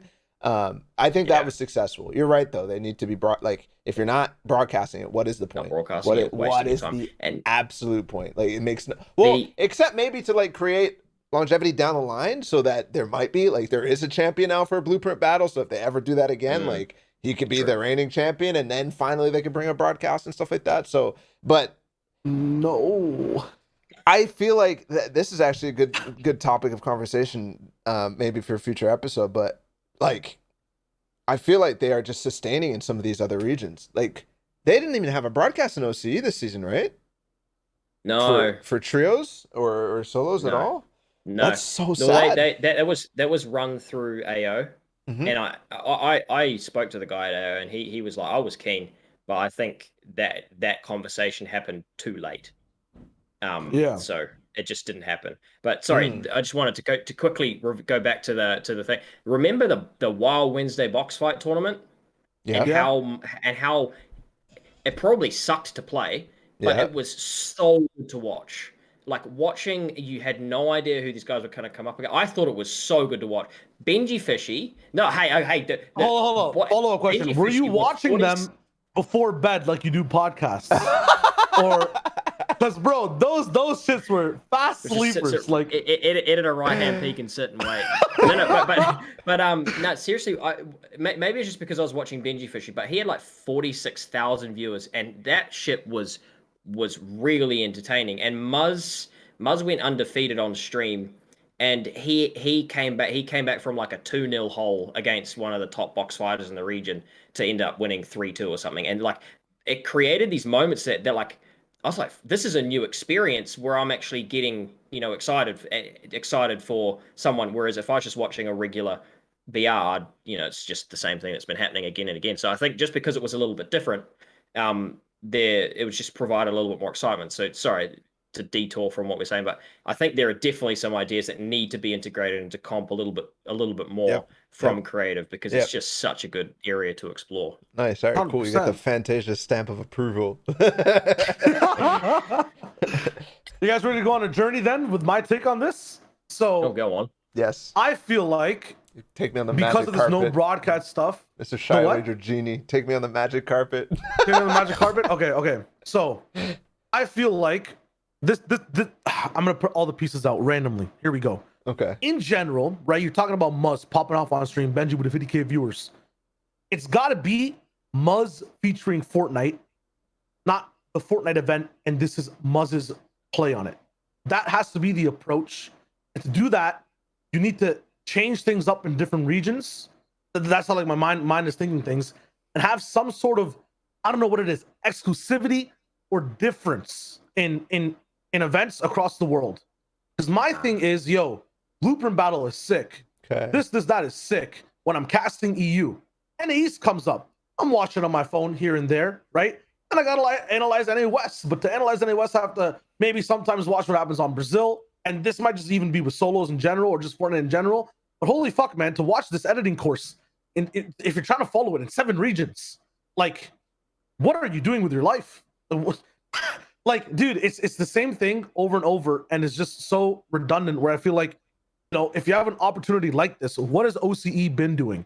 You have all these islands around because apparently Middle East loves these certain types of maps in creative, and maybe OCE likes these maps here and there, and Muz wins in certain ways, or these guys play in certain ways. There needs to be risks taken where, hey, yeah, maybe, you know, OCE is not included inside Blueprint Battle because it might not work there, or we just want to leave it up for EU or NA East. But OCE gets this sick box fight thing because the last time we watched this with Muz, it popped off there, and only OCE and like Middle East can get it, or this side of the world and whatnot. And now you have reasons to watch different regions, right? And you've got like you actually have some interest built up overall in Fortnite in general. Like, even with solos or whatnot, when it comes to solo all stars, like, do I think every single region needs one? I don't know. And that's like which region specifically are you talking about? I honestly don't know, but it's like, if you had events like these, like even if NA East missed out on one, or like EU missed out on something specific, like you have encore cups or different cups that end up in certain places, right? Reverse 2K Cup, and you know, EU can participate. It's NA East only. I know Fortnite will never do this because it's all about the inclusion and whatnot, but I feel like regions just need to change. Like, there has to be a difference in you watching that. EU. I actually vibe. Like, I love that. In like bringing that to FNCS, even like having some differences, I would love that. That would make it so much easier for me to follow the different, just because there's like a different path or something like that. I vibe with that. The simplest thing for FNCS, bro, delay the time. Like, we have this entire month where like nothing happens, right? And it's a month where you could, or like sometimes it's 2 months even, where there's so much downtime and random third-party tournaments here, blah blah blah. People there, I understand people need breaks, but you know, if you organize things logistically in a way where you could split teams in half or use certain TOs, you're talking about AO, right? Doing all the stuff for OCE in general. Like, what if you had EU and a East FNCS like in January, and in February the OCE FNCS rolled around, and like you had an offset, so I could actually watch OCE. Because, bro, I love Fortnite. I can't watch OCE because like I gotta wake up in the morning and shit. Actually, but like, true. If there's nothing else to do, like, you know, like, I want to watch these regions, but if I'm watching, say there's something wrong with the meta, right? Like, or say it's kind of like very RNG. Like, you're talking about these battered seals, Timmy. You're talking about the harpoon, no harpoon meta, right? Like people struggling in that sense. If I'm watching that for 12 games on EU NA East, and then I watch it on NA West as well, or I start the day watching it on OCE and Middle East, I'm tired at one of these regions and I care less watching the same shit over and over. It's not marketed to you. You know that, right? Like, it's I understand OCE that, but is in for general, OCE. like, but I don't think that's like a good thing. Like, I feel like OCE could be for OCE, but also accessible to everyone. Like, it's a very easy way to offset it in my mind. Like, it just seems simple. I don't think it's that simple. I think it's very yeah, difficult. I disagree. Yeah, I just don't watch NA West. I just could not give less of a fuck about NA West, because if there wasn't a tournament like for any other region for 3 weeks, and the only thing running was NA West FNCS, would you even be slightly interested? Yeah, I'd watch it, but I'd also go, oh, it's going to be the same trio. You know, there's certain regions where but yeah, I do get what you're saying. I quite like the idea of staggering them in terms of time. That's a cool idea. But I think splitting them up and doing different tournaments. I think the real issue with the Blueprint battle was that it was it wasn't, I don't know, it's not like an exciting thing. It was almost like watching a running race, and you don't want to watch the same running race over and over and over and over again. But watching a boxing match, it's different. You know, that's a little bit more exciting. So watching like a fight based creative match might be a better way to approach creative instead of like a race based thing, which Yep. is essentially what we were looking at for both Yep. this the skills challenge and the build thing. Yep. Yeah. So And the aim thing. looking at it, yeah, just looking at it more like a fight based system would be way more not necessarily entertaining, but way more like if you're Authentic. thinking like yeah, or just in terms of average view duration or just general viewer interest in it generally, you know, watching the best players in the region play the best players in the region across, you know, multiple regions. Instead of it being a running race, you know, it's a boxing match or it's, you know, something that's a little bit more engaging. That's Yeah. probably the better way to do it. No, because like the most obvious things about this All Stars, right? I still think it was executed fine. Is that the fact that it had to be split up between all the regions. Like you couldn't have EU versus NA, No. and like that's Yeah. what All Stars is about, right? Like you know, you're talking about some of the smaller regions too. Like who is the tier 1 smaller region, right? Like is OCE better than blah blah blah be blue? Which I think absolutely yes, but right, you have to give the regions a chance to fight 100%. So like that's a big thing that was missed. That obviously is the easiest fix for the future if you have opportunities where regions can come back and play together again. But then the other big thing, and I'm trying to keep this in my mind, I'm almost forgetting this. I think I forgot it. God damn it. The other thing, remember, when it comes to All Stars in general, and I think you just mentioned it with the boxing fights, is you want to have stuff that like people like to do in their fun time, right? I'm Yes, thinking about like exactly. yeah, exactly. Like you don't see people doing blueprint edit courses for fun. Like that's a warm up thing, right? Like the all-star events are zone wars. They are box fights. They are Yes, those exactly. modes. And maybe I think 100% I might even watch those 7 regions back to back because they would change I every would. single time, right? Yeah. Yeah, Like Ball was talking I would about how do you make 100%. how do you make Fortnite like Minecraft? It's like one of the biggest things about Minecraft is that you have the map there and the players get the shape on it, right? That's the same thing that makes Fortnite excellent. It's that you can't, you know, only build certain boxes around the map or only use certain builds while you move around. We've seen how things go when you can only build ramps, like it becomes a mess. But in general, shout out Twitch Rivals. In general, when you're playing Fortnite, the best part about it is when players leave their mark on the actual game. So when you have zone wars, when you have box fights, you watch the players shape it in their own way. You watch them actually play Fortnite. It just seems like at some points in these All Stars, we just weren't watching Fortnite at all. It just didn't seem like anything that had to do with Fortnite. It was like a glorified mini mobile game sometimes with what I was watching. Like, especially Play for Keeps. That could have easily been Zone Wars. I don't know why we're still harboring. Yeah, like I don't know why we're harboring on like these, and I was advocating for them like these SND modes, because they are fun. But like when you have an opportunity to put like Fortnite on a stage in like a cage match, like that just screams Zone Wars to me, right? Like I don't know. Yeah. Yeah, no, I was fuming when I saw that game mode. I was like, you've just wasted the one opportunity to really get some cool zone wars or some cool, you know, That's team where they fighting touch mode gloves, and right, Timmy? That's literally where they actually got to touch gloves and box. Oh, and it people literally play those as warm-ups. Like people like zone wars and people like to watch zone wars. There's a reason BFC does well is because it's entertaining.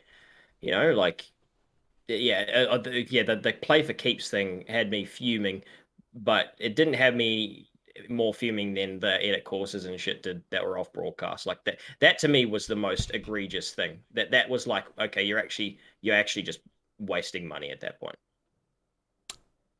I think that the entire All Stars, you ready for the hot take? The entire All Stars thing, even though I enjoyed solos, was a massive failure. Why? Because biggest reason why? Biggest reason. It drove so little interest outside of the hardcore people who were paying attention that it just like I don't know if the regular viewers just waiting for the next FNCS or what, but it was like 250,000 viewers for EU finals and solos, like, and that was with what's it usually that what is milli, it like 2 milli, 3 milli? Okay, relax, buddy. Wait, what do you mean? Didn't Graph G literally put it up to 3 milli when in season 6, like when he was also watch partying people? No. Like in total, it was 3 million No, or it was something? like 800,000. Like, no. Oh, It sure. was like I'm 600, 800,000. Yeah, no, it was I'm not. It was tripping. not milli. Regular FNCSs is like 450,000. It was kind of low this season, or in the last trio season, it was like 400,000. But it still was higher than, like, I don't know. So many people. This was the lowest engaged solo tournament I think we've ever seen, from an Epic perspective, like when it's held by Epic type beat, compared to FNCS solos, compared to Invitational, like, and it was bad. It was down in the dumps, like 15, less than 50. There was moments in the solo and NA East Grand Finals where it was less than 10K on the Fortnite main broadcast, which, you know, maybe speaks to the broadcast, maybe speaks to the actual event, but that never happens. That never, ever happens. How many? I know that Aussie took a lot of viewers. Yeah, but not that many. Come on, like, yeah. Usually it's like 25K. But it wasn't even like, I'm talking about the entire thing overall. EU, NA East, NA West. Like, there was so much, and I think it's just because people have actually realized that it's impossible. I think it suffered from two things. Number one, people are starting to realize, like, it's really hard to follow solos. Number two, I haven't had solos in a long time, so it's even harder to follow solos. It is even harder to follow solos. It might be good to play, it might be good to, you know, coach or whatever, but bro, people were not able to find a reasonable thing to latch on. And especially for something that's like so, and there's invites, right? It's people who have played well in FNCS. It should be easy to be like, here's the story. These guys just did really well in FNCS. Everybody should be latched on from the get-go, but it just was not, it wasn't doable for some reason. Okay, what if it was 12 games where you can build more of a story? You don't definitely think would not watch it. Any... I will tell you right now, I will not watch 12 games. But in terms of the way that you could build a story, and provide potentially more, like, I get what you're saying. I think that, like you said, that not driving out the regular viewer was a real, I keep on hopping on about it, a real potential miss with the using creative maps, because that could have actually, if you did like a build fighting, you know, you might get a couple of the creative fill guys going, oh, there's a build fight tournament on for $300,000. Oh, let's have a watch, see how good these guys are. Box fight tournament. There's so many like, I'm not good at the game. I live in creative fill if I play the game. You know, like, I don't want to play arena. No, thank you. That's too hard for me. So I play creative fill, and there are just a bunch of young kids on there who just enjoy playing zone wars, just enjoy playing box fights, just enjoy build fighting.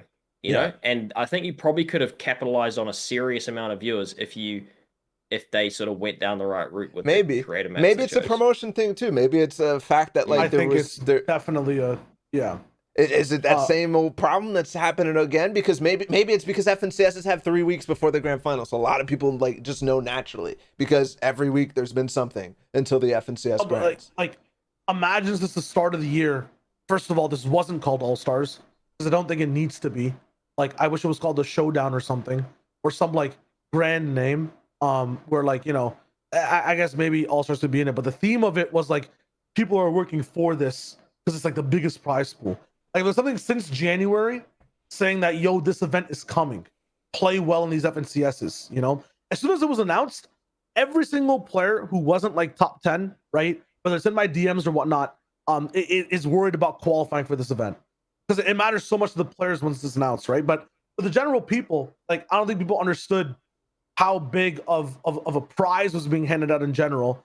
Usually that attracts viewers anyways, right? But the promotion for this should have been, like, you know, at the end of every FNCS as well, or like while we're watching stuff, like a point of contention on a desk, or like, you know, a point of contention for analysis on trios placements in general. That should have been happening since January for this event. I think this was just, in general, numbers wise, why it was low, was just a fail on promotion. Because, like, we didn't even know the color theme of it, or what it was, or where it was, or what was happening until like 2 weeks before the event. Yeah, usually when it comes to All Stars, the biggest thing about it, if you look at any single sport, is that, like, the community has a say a little bit And what happens, or they're built up with the event as it moves through. There's constant updates. There's like, small reveals. These player profiles we had during All-Stars, right? Like in between breaks and stuff. Why weren't they just played from since like February or since like the first FNCS? Like first FNCS happens, you do player profiles of the winners, you drop them down, blah blah blah. We'll be seeing you guys at All-Stars or whatever. You asked them about All-Stars in like 2 months, 3 months. Yeah. Yeah, like this is this big event going on. Like you use them and their platform maybe even to like, hype up this event. Because dude, the pricing was insane for this. Even if there wasn't creative matches that we wanted, the potential of them would be insane, right? Oh, I forgot that this is the biggest tournament of the year. This is the biggest tournament of the year. Because imagine if Macwood got to talk shit about like whatever the fuck it was. What was he popping off in? The aim course, right? Uh-huh. Imagine if he got to talk that shit like a month in advance or something.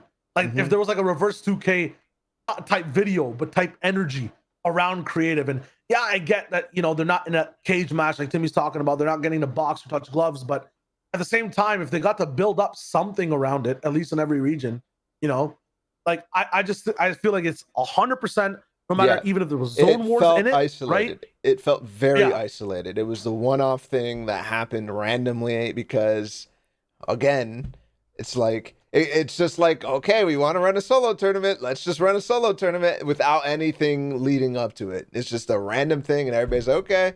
And it happens off a random week in the middle of June.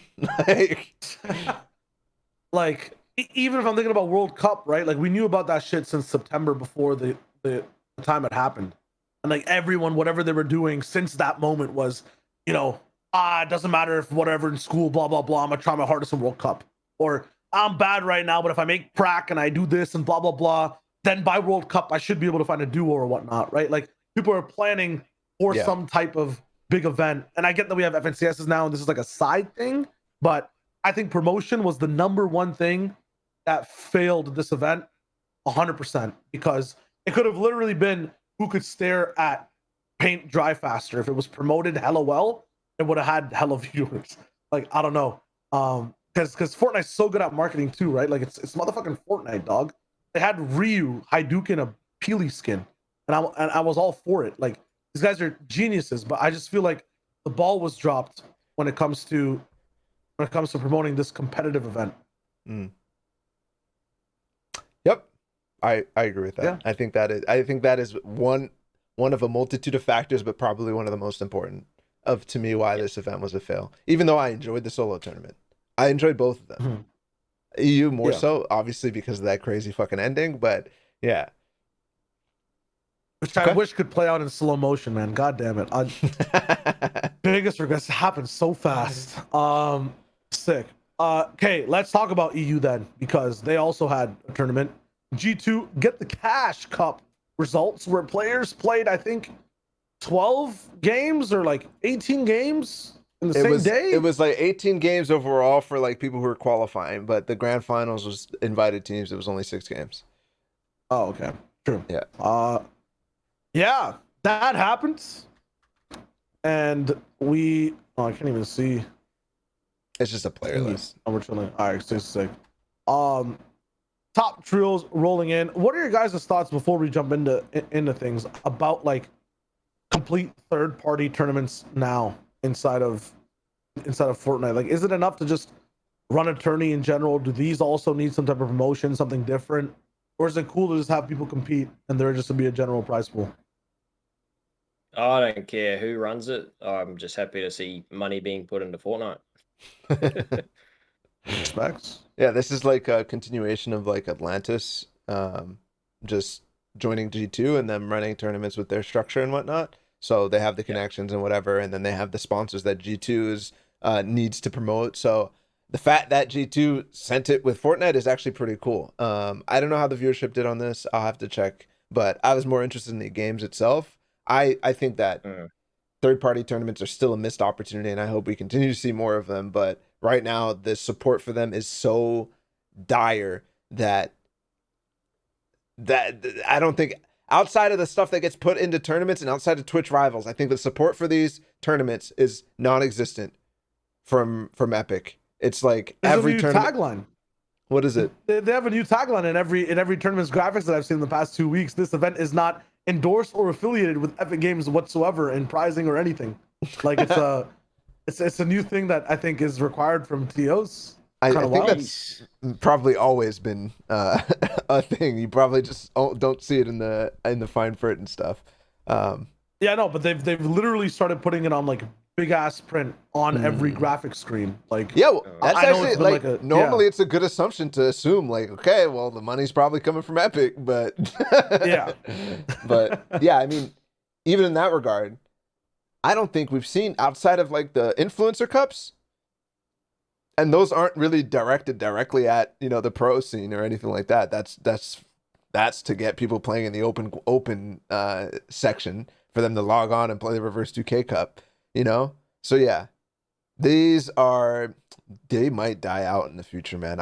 I'm actually scared because the only way to run them is through War Legend, and War Legend is so small. If you're not deep within the competitive scene, if you're a sponsor coming through and you look at how to run a Fortnite tournament, you are not getting anywhere unless you have the right connections, you know?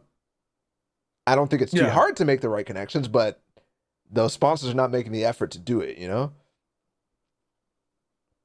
Anyways. And then like yeah, scary stuff, man. We just, you know, we got nothing here in OCE. We just kind of go cash cup to FNCS to FNCS. So speaking about like the odd tourney that comes in, we basically just run it through the main BRAC server, and you know, we've got our admins who do that. Like, so the connections are, you talk to the guy who runs BRAC server. Yeah, that's how it is And in that's NA too. That's how it is in NA too. I think EU has the best Yeah. structure for it because there's, you know, the Spanish scene has their connections, the French scene has their connections, and the people who are running tournaments good. But in general, it all comes back to War Legend anyways at the top of the pie because that's the only way to run custom games, and they're the only people who have tools that can actually make a broadcast viewable. So that is so sad, isn't it? Like, I think that's probably one of my biggest frustrations about third party tournaments is no just direct leaderboard. the And I barrier. understand that yeah, that barrier needs to be overcome. It's something that I think is holding us back immensely. Mhm. But yeah, I mean, running through War Legends is it's not difficult, but it's also not as easy as just clicking ready up, you know. And there's always that war, like particularly back when you're doing it with you. Oh, was it Unite? I can't remember. There was, oh no, it was through there's another scoring system that we had, Mayhem. the one that they'll, yeah, that's right, through Mayhem for a while. And I always just found it really tough to manage tournament. Like, I've done a couple myself, and it never worked out. And there was just so little support. And I think I ran 2 or 3, and I just was like, I never Same. want to do that again in my entire life. Please, Yep. please don't ever contact me about The running a tournament. barrier to entry is just so difficult. So yeah, I think we're gonna see less and less. But hey, thankfully we got what 25K from G2, so this is lit. When we get them, they're juicy, and when we get them, and it's actually good tournaments, and everybody's playing for it, and there's a little bit of hype behind it as well, and promotion behind it too. It is nice. It is really nice. So you talk about 18 games. It was two heats of open calls, then a semis, and then the grand finals.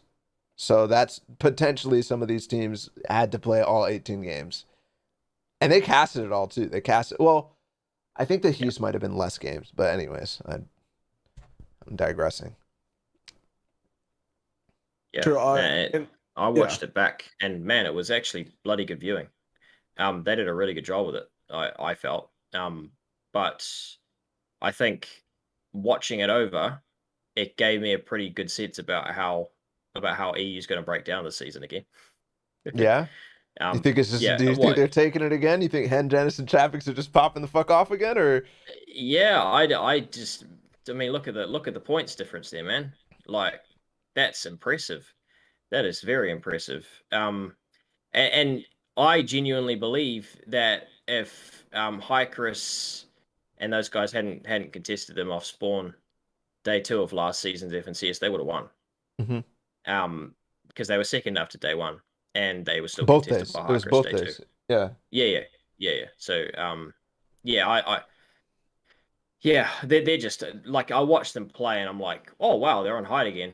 And then you watch them. Oh, they're still alive and third moving. Oh, okay. Like they're just always alive. The And crazy you part, just go, wow. the crazy part about this tournament for me, like after that game, the game 2 where they got 20 kills, the next couple of games, Hen is going down very fast in some of them in the end game, and they're still pushing, top fives in game 5 and game 6. Both of those it was Chapix and Jannisz by themselves as a duo running it up and getting all the way to 5th place. So they secured it like that, but it is always for them having one massive pop off. I think they have some of the best tournament management like out of any teams ever, just because they have the potential for incredible pop offs, way more than any other team. It's like, for some reason, except for maybe Reason, Noah Riley, and Vidil, Yeah, that was the other team. Outside of that team, there is nobody who has the potential to go as crazy as them. Maybe Mongrel, Mitro, and Tayson back in season 4.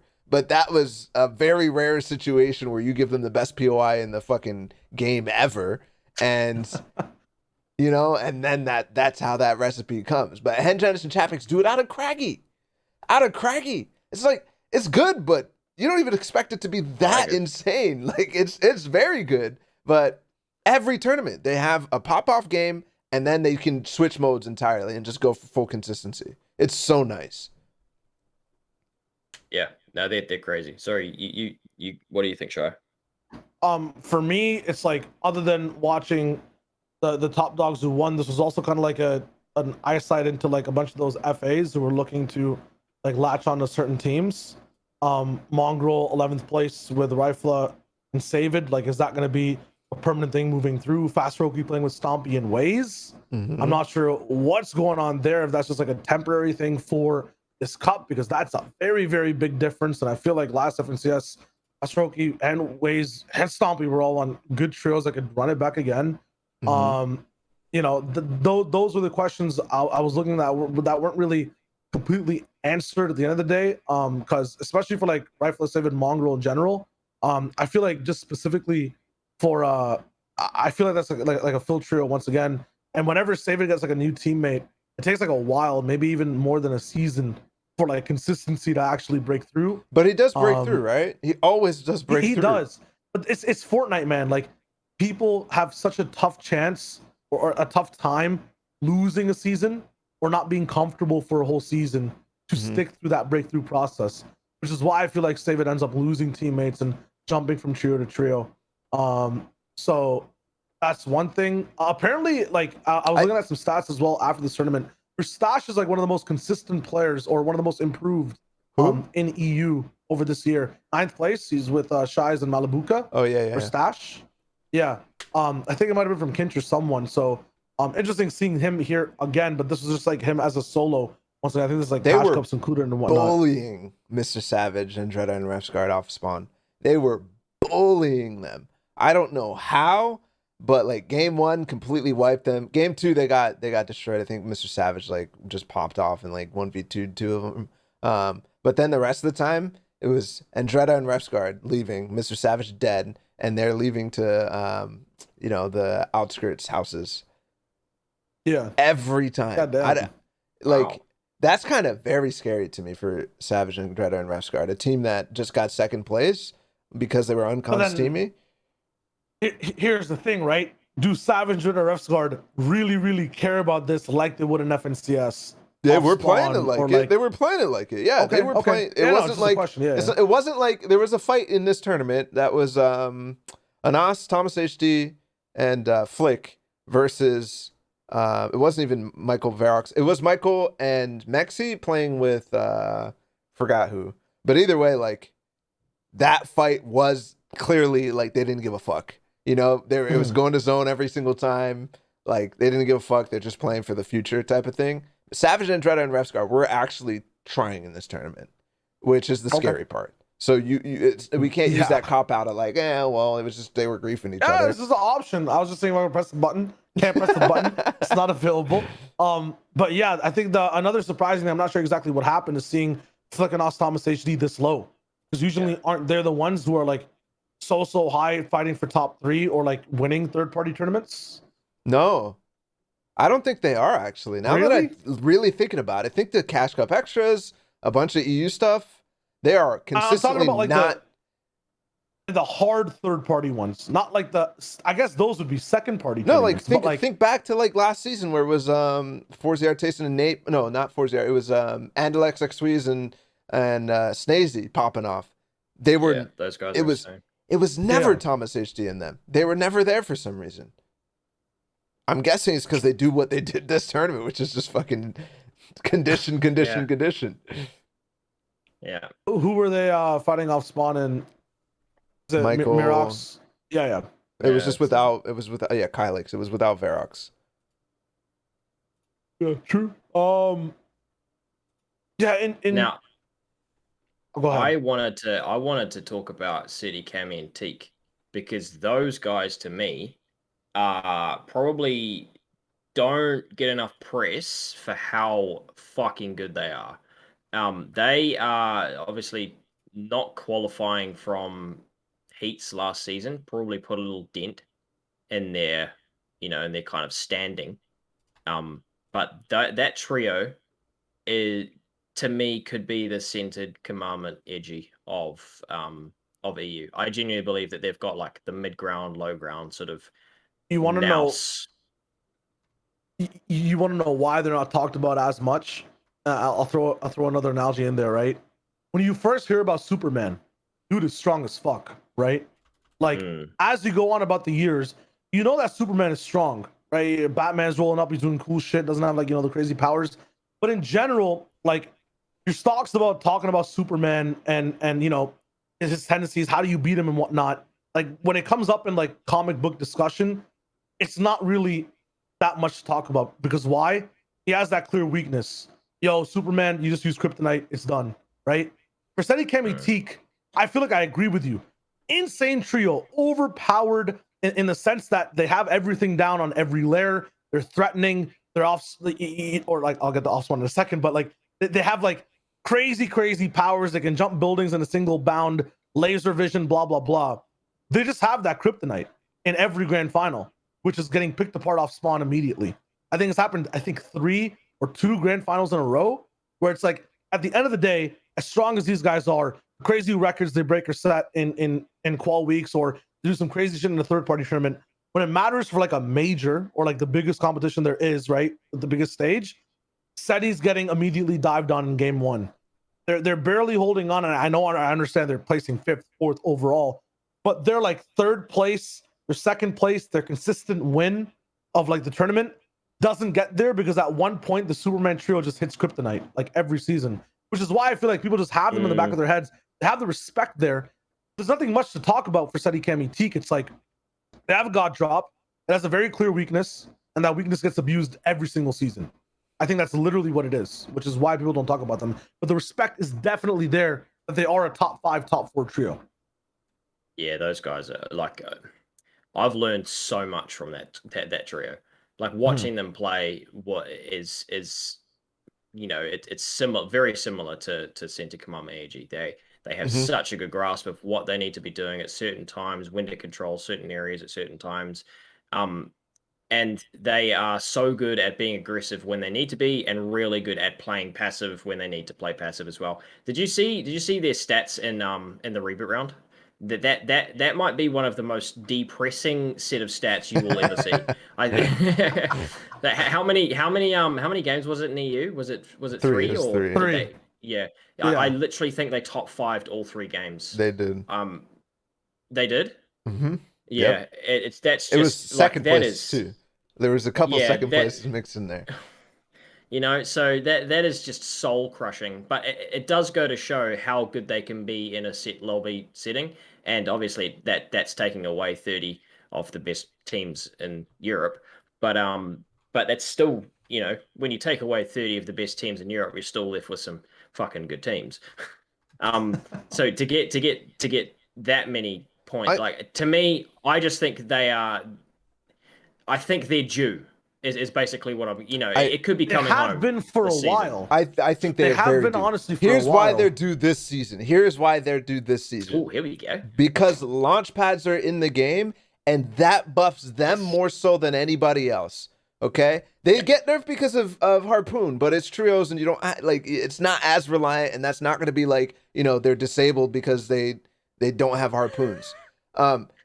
This is going to be their season simply because height is going to get nerfed, and also they're going to get so much value out of teams just randomly landing in scuff positions because of launch pads. And that's where they're going to be able to take advantage of that. Scented, Commandment, and Edgy are really good at that, and so are Seti, Cami, and Teak. This performance was literally that in my mind. It was them taking massive advantage of how uncongested low ground is in some cases, and the positions that people are launching into them and falling off of as well. And the high ground teams ending up being a little scuffed. Not in this tournament, because I don't think there was enough teams going for height in this tournament, but you will see it down the line. Scroll down this list real quick. Yep. I'm looking for very specific trios. Keep scrolling down to 33. I want to go all the way down to the guts. Argument, bro, but it's like I don't see many. I don't see many BK randoms here, right? So the thing that I'm looking at for these guys, right, Okay, which is why I have them this is slated. different. This is why I have them slated at 4th, 5th, is because there's either BK randoms or some volatile type trio that lands retailer beside them that just cucks them for 1 to 2 games in a grand finals, and that is the difference between them getting 4th and top 3 or 1st. And that is why I think things are just not going to change. Off spawn is just so easy to fix. I know they haven't I understand, but it's been 2 seasons. It's been almost 3 seasons, and it's not changed. One of these guys dies out of the 12 games, and it really does affect them. It'll be different. It'll be different. That is the one thing I'm honestly not worried about. I think that is the only thing holding them back. It is not, though. It's not. It is actually if they the end literally games and have whatnot as well. one extra game, if they literally have that one extra game where they don't get greedy or make a mistake, they win FNCS. They win this tournament too. But the thing is, every season there is a BK, like there's just less organization because there's these random trios on the map where people forced to do certain things off of a scuff drop because one person drops here, blah blah blah, shift. My point is that by that 3 people. Even if that happens, and I'm not even sure that's going to be happening, even if that is a thing, their buff is enough to outweigh that. Yeah, I agree. I hope so, because I just don't think it is. This is their season, man. This is their season. Now, I'm not saying they're going to win, but I think that they are in for a top 3. They finally get that top 3? They finally get a top 3. I hope so. I feel like they get cucked again, 4th and 5th, because the dish stuff is a place for metal for some POIs that don't have any. I feel like that'll still they get buffed because of that too. I understand they get buffed because of that, but there's more eyes. There's more eyes there in general to go to that spot to get stuff. You might have some random person. I think double the dropping there help sneakily. They can They are so restrict their split. They don't need to go as wide anymore. I hope they can, but they do every season. No, I don't know why I'm holding this mask, but for the past 2 seasons, like that's just been the issue. They lose on. I totally get what you're saying, Sho, but with the addition, like the main reason I'm not worried about them off spawn is because they don't have to go as far. They don't have to split as far to get similar loot. They get targeted, like they still get split. Yeah, no, and they get targeted. It's not like if your split there. It's if your split is the dish, office, and the mini junk, that is not. I don't think that is a far enough split for someone to jump on you without someone in your team coming over and helping. So or literally in the past, or at least putting pressure on. You have like bridge junk and like Seti gets jumped on junk because it's not like people target you out and then or like see you on their rotate and beam you. Like this is like off game 1, a team will like VOD over you and see Seti split, and then in game 2 literally double land on him or land quick, rotate and beam him out, and it works like every season. In game 2, 3. It works sometimes in game 1 when BK randoms are just griefing. So like that's the only like I feel like if that doesn't happen, they literally just win FNCS. Because it's always like it's this last game and like Seti, Cami, Teak, and Thomas HD are both trying to like get inside the top 3 or whatever in qual, and like it's the same fight every season. And then, you know, if they just had literally that one extra game replacement, that conversation wouldn't be there, and it'd just be like Thomas HD or like Reason trying to stay inside or blah blah blah. But that's why they get held back by the 20, 30 points sometimes, and it's been a pattern I've seen every time. That can't. I hope it gets fixed, but I'm just saying I'm not a believer yet. I'm still. I bet my channel points on option 2. Yeah. Rip your channel points. They're going. They're gone. They're gone. This team impressed the shit out of me. WYEEE comes in to sub for Andalex. I don't think it's a full trio swap or anything like that. But it was kind of nice looking. It was kind of nice looking, especially towards the end of this tournament. After they got their win, I was just like, wait a second, like these guys are they got 16 elims in that one. They got 16 elims. And this lobby is not. I was actually surprised by how teams were able to just bully in terms of getting the kills down the line and stuff like that. Because usually this isn't happening. I think maybe launchpads helped that a lot. Maybe the harpoon not being there helped that a lot and make it so that there's this possibility. Because last season there wasn't as crazy pop-pops, you know. But anyways, WYEEE, Xweez, and Deciptos felt really nice. Who else is part? Am I tripping? Isn't Hold it? on. Like Andalex, Xweez, and Snazy usually. Yeah, Andalex is the one subbing here, right? Andalex and Snazy are gone. Okay, Oh yeah. Duck on top is Xweez, Yeah, this is Xweez and Deciptos is in as well. So maybe this is just like a random trio put together. For some reason, I thought it was one person subbing for someone. I thought it was Xweez subbing for someone here. Kinzel? It is WYEEE, Deciptos. WYEEE, Deciptos, and Kinzel sounds right. Yeah, that does sound right. Wrong trio then. There you go. Okay, these guys were really, really nice. WYEEE has been feeling good the entire season, and I don't know how he's kept up with this level. But anyways, I was talking about like the massive pop-offs. Once they got this momentum behind them, they started rolling in this tournament. They started rolling hard.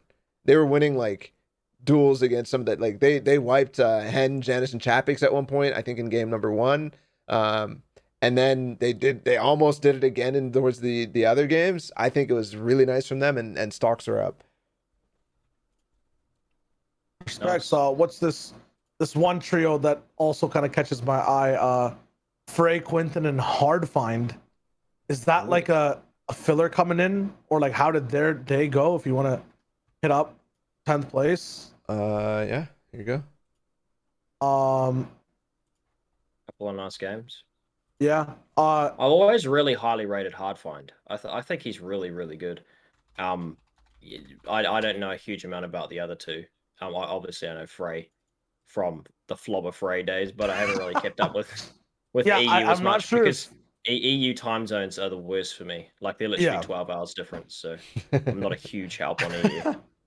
I'm not sure if Frey and Quinton have been a package before. I do recognize Quinton from another trio just recently in general that were dominating something in EU, but Hardfind's kind of been on like a pinball, not like downward spiral, I guess, but he's been like pinballing back and forth since like 2 seasons between. He's been with Idian. Right? I think it was Idian, Frey, and Hardfind last season. They weren't. Oh, okay.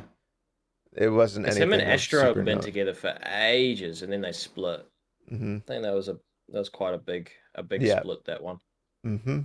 Yeah, after like season 4, I think that ended up crashing down. I didn't see much from this. Oh, actually, now hold up. I had one major negative thing to say about this trio. I don't know how they got the top 10. I don't think they were on broadcast that much, but they did fucking hard push Dirty Docks as second zone was closing when it was already a storm fight. They like came out of nowhere. It was already in zone. And they just hard pushed the fight. And I'm like, hold on a second. What? Like, I looked at it at first. I'm like, what is this? And then they got 6 kills from it. And I'm like, that just worked. They got 6 kills in an instant. And they were back in zone so fast. I think it was, let's see, it must have been this game number 3 where they got 6th place. Because I was just confused. So I was already pissed because it was Thomas HD and them in zone for like forever. They're just holding each other. And I'm like, this is so stupid. Why are we watching this? You know, the typical ball of TW shit where I'm just raging at choices. And then Frey and Hardfind and Quinton come in. I'm like, I think that's not the first time we saw that at Dirty either, because I think it was either in EU or NA West inside FNCS itself, there were like random zone pushes into dirty. I think when Egram was playing, so it might have not been finals. Yeah, that in was week EU, one. but like, yeah, it was like some weird like 9-player fight, and like one team walked away with 6 elims and just lived. And like I was like, in the behind the scenes, I'm like, this is stupid. And then I was like, wait a minute, how did this work?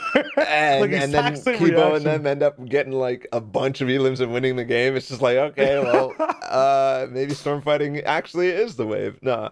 Yeah. I just based on that decision alone, I'm like, but there were a lot of teams like abusing the shit out of dirty. So this tournament does come with a little bit of like asterisks involved with it because of how many teams are conditioning their spots and whatnot. Like Slurpy Swamps was a mess. There was 3 teams there with CR Wolfies. There was other teams who were taking massive advantage of that, which they won't be able to do down the line. You know? Yeah.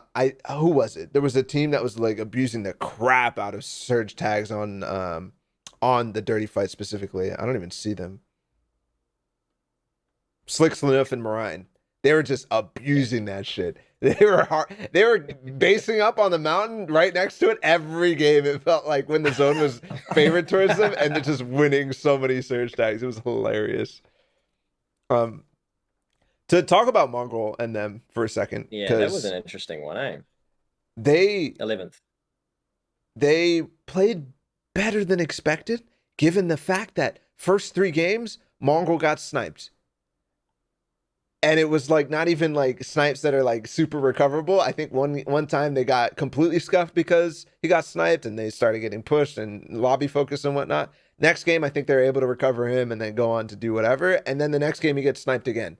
Like, something's up with that. But when they put Mongrel in endgame, woohoo! Let's go! I am so hyped. I am so hyped to see Mongrel back in endgame. I don't know, man. We've been missing it for some time. I think this trio can bring him there, but it's going to be hard. It's going to be hard because there is some other massive flaws within Mongrel's play specifically that need to be picked up. It's all small stuff though. Like it's conditioning, it's habit, it's kind of working out habits. And I think with consistent in-game, consistent making in-games, and even in cash cups across EU, like he will be back up to speed in a month tops. Like that sort of stuff will not take him long to pick up. He's such a natural. Like you watch him and you go, holy fuck, is this guy human? Like some of the stuff he does is unbelievable. And yeah, some of the things that you saw him do in in-game there, it's just so, the potential is so exciting, and I don't think he's far off. And now that he's not with Mitro, I don't think he's going to feel sort of.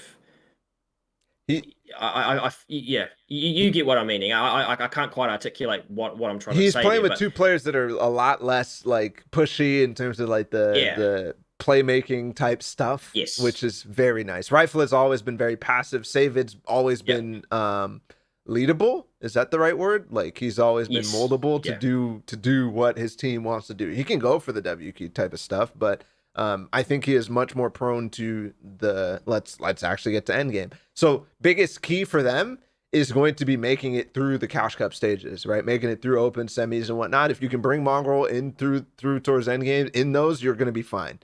So that's just being consistent throughout that and not going too crazy. And both Rifle and Save It, I think, are experienced enough to be able to do that. So absolutely. we will see them in round 3s. Round 4s still up for decision. Like I'm not exactly sure yet because I'm pretty sure they had an invite here. So we'll see. In game 6, they fought Mitro CR and Wolfies and they wiped them real fast. Real fast, which I thought was really cool. And then Benji pushes them and they end up like not super fighting, but the Mongrel Savid fight versus Mitro and CR was just like some nice what is it was just some the good lore stuff. matchup. Yeah.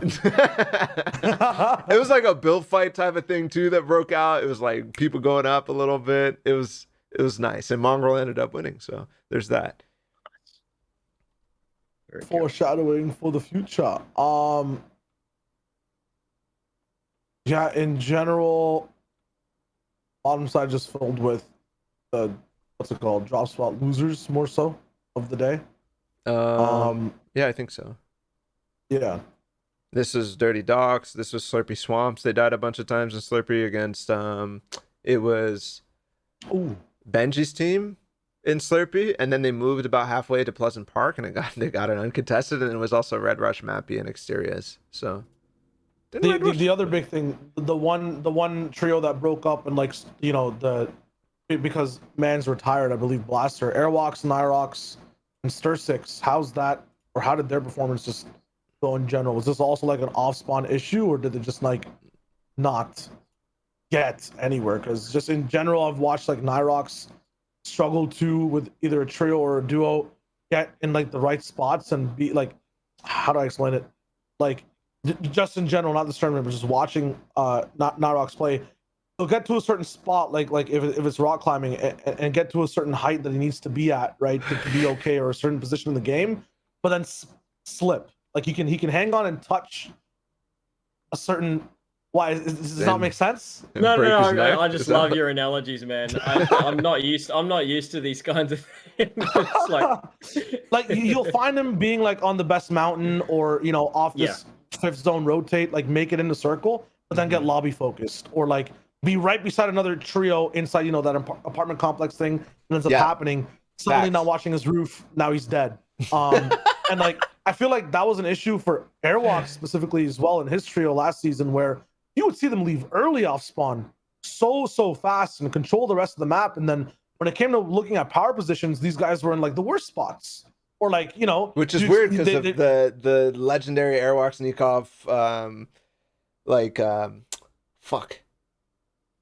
Sky Vato squad, and how good they were at positioning. So like, it just feels like you're combining, like, I don't know how to explain this, like salt inside a cookie recipe. Like it doesn't, you're substituting sugar and putting in salt instead. Like when you combine these two types of players and their struggles of history, right? So I don't know if science has changed since last month, but I'm looking at 27th right now. I'm looking at my brain and how these guys match up. Is this a good pairing for like the future? Yeah. Tastes bad, man. Oh. I don't think so. Like Nyrox was the guy who kind of brought Stir Six and Crizzy and them, like that play well trio, out from wherever they were hiding, and like brought him to the light, and then they ended up pairing with Eyedrop, and it was really nice, but they've split up now, and that makes me sad. I don't think that going back to Nyrox and adding Airwalks is gonna solve anything. This tournament you can't really make a claim about that. No, 100%. Because it clearly is off spawn for them, and I have no clue where they were fighting either, because they were not on stream. So it's just. I mean, look at the games. Look at the games they made off spawn. They actually did pretty damn well. 33rd, there's a 10th there, and then an 8th. So the two games that they made it off spawn, they actually did pretty impressively. So you never know. Yeah, when you've got these kind of region conditionings, drop spot conditioning things going on, it's so tough to really understand what's going on, because it doesn't just affect a lot of people go like, oh yeah, it's not just them, it's not just the guys fighting on spawn that are affected, it's everyone around them, and the surge positioning, the general mid-game plans, everything is so adjusted just for one. It seems small, but it's not. It's entire. It infects the entire game and the entire kind of rotation. I call it like player distribution, right? The way that players distribute around the map is completely dictated by the way that people position as a result of Storm Surge. If a team isn't moving because they're fighting at dirty docks and sitting in zone for 2-3 minutes, the entire player distribution gets completely fucked, because certain hills aren't populated, or certain players are rotating from different areas to populate other hills, and a regular distribution is completely removed essentially. Yeah, that's actually bars. That's very true.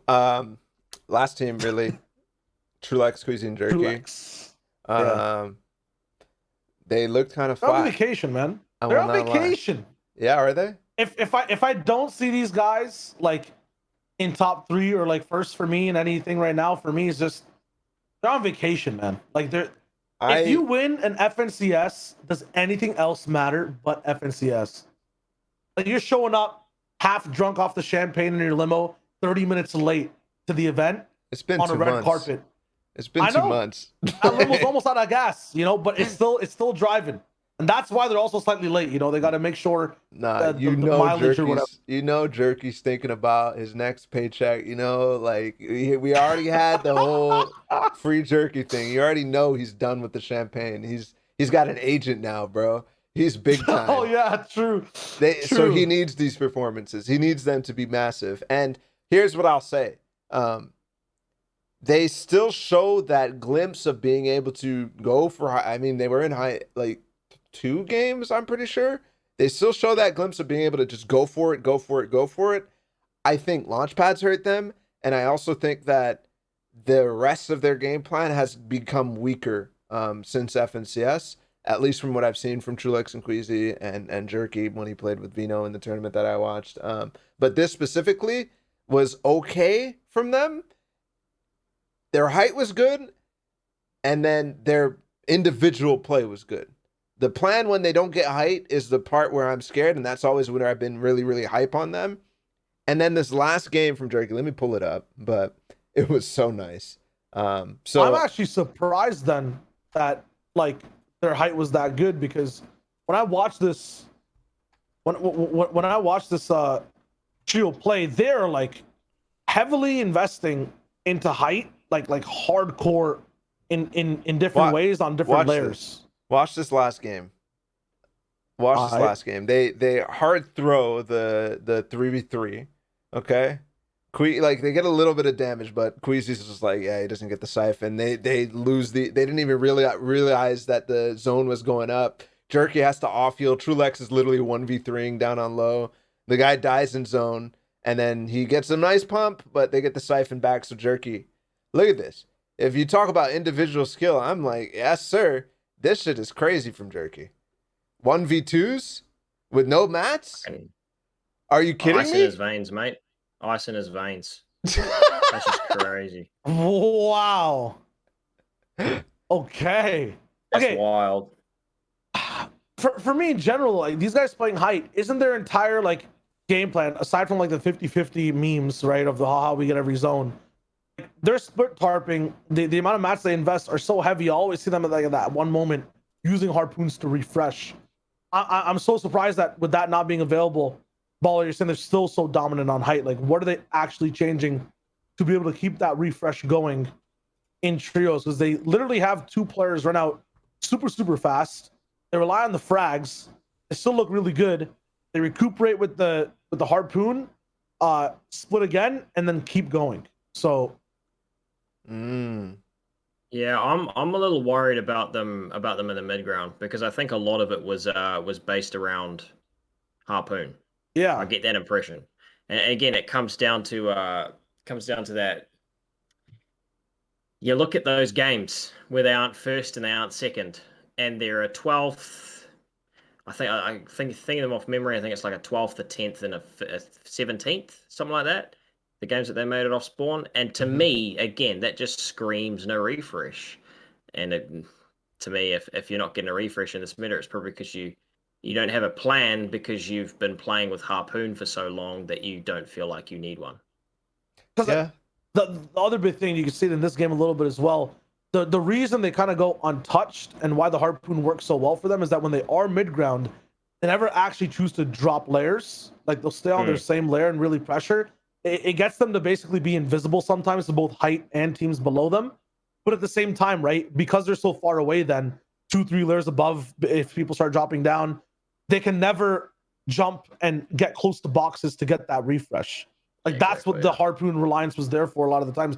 You see sometimes, I think it's like Queasy and Jerky double harpooning a roof so they can get like mats from like a kill they just got together, 3-man spraying from an invisible layer, right? So like that entire invisible layer theory that I saw last FNCS, I can see in this game as well, just doesn't work, right? But at the same time, they're still kind of placing relatively high, like, you know, 7th place is not too bad completely, especially in a tournament like this where they might be going down off spawn.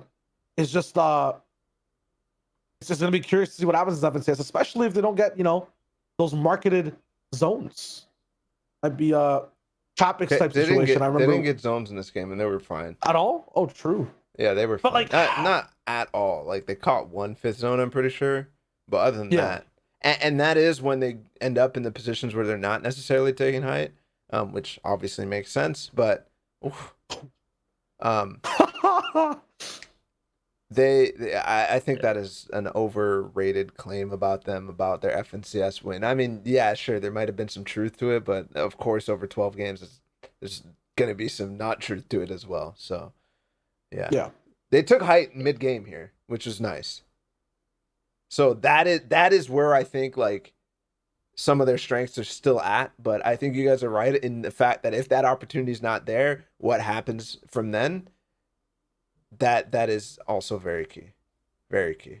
Yeah, that's my main that's my main worry about a lot of teams going into this season. That's to be honest, that's a lot of my worry about low ground teams. Sensitive Energy, Speedy, Luda Muz. Those guys are the ones that I'm going. How are they going to be adjusting to no Harpoon being in? Because that would if you watched over Sensitive Energy Commandment VODs, you go, holy fuck, they carry Yep. Harpoon Yep. every game. That is, Yeah. they build a lot of their in-game theory around how they use that thing. So that's going to be an adjustment. But I mean, watching Censored and Commandment and Jers today, you wouldn't think anything of it. Oh, and sorry, in the TNA trios things. But I think there will be an adjustment period for a couple trios, but I think there'll be enough time during cash cups and other Yep. events for people to adjust. It'll only be cash cups for this trio, right? Because they're not going to be able Yeah, to. they're not going to be playing. Yeah, That's actually Yeah. true. That hurts them. That's actually a really big thing with this change. So, You know what sucks that I didn't even really think of either? Oh no, never mind. I'm tripping. Never mind. Just ignore it. I'm not even gonna say it because that's just embarrassing. It's a 3 hours of sleep ball GW shit. Yeah, because 5 to 6 didn't have that big of a meta jump, if I remember correctly, other than just like the No. crafting. not at all. Yeah, so I think this is that one time where it's like this is where the conversation should have happened of, will the top 3 get washed if they don't play for the whole season? Should they forfeit their spot and play through quals? If they're that good, they'll make it anyways, blah blah blah. We do not have to have that conversation again. I don't care if it is meta relevant. In the small regions, I see a case for it. In the big regions, Really? I think you should think of, yeah. I got nothing wrong with, because I think it's actually worthwhile getting the practice in a smaller region. The smaller regions don't have good practice. If you're an NA and you do it, if you're an EU and you do it, you're stupid. If you are an OCE, I actually totally understand it, because if you're a good team, you will qual. It's just that simple. Yeah. Yeah, so much risk of that off spawn in semis. So I think that's literally the only reason that teams don't do it, because the regular quals or whatever, they can always smash through. But with that being said, we're mentioning OCE, we're mentioning TNA. Let's talk about an OCE trio from TNA.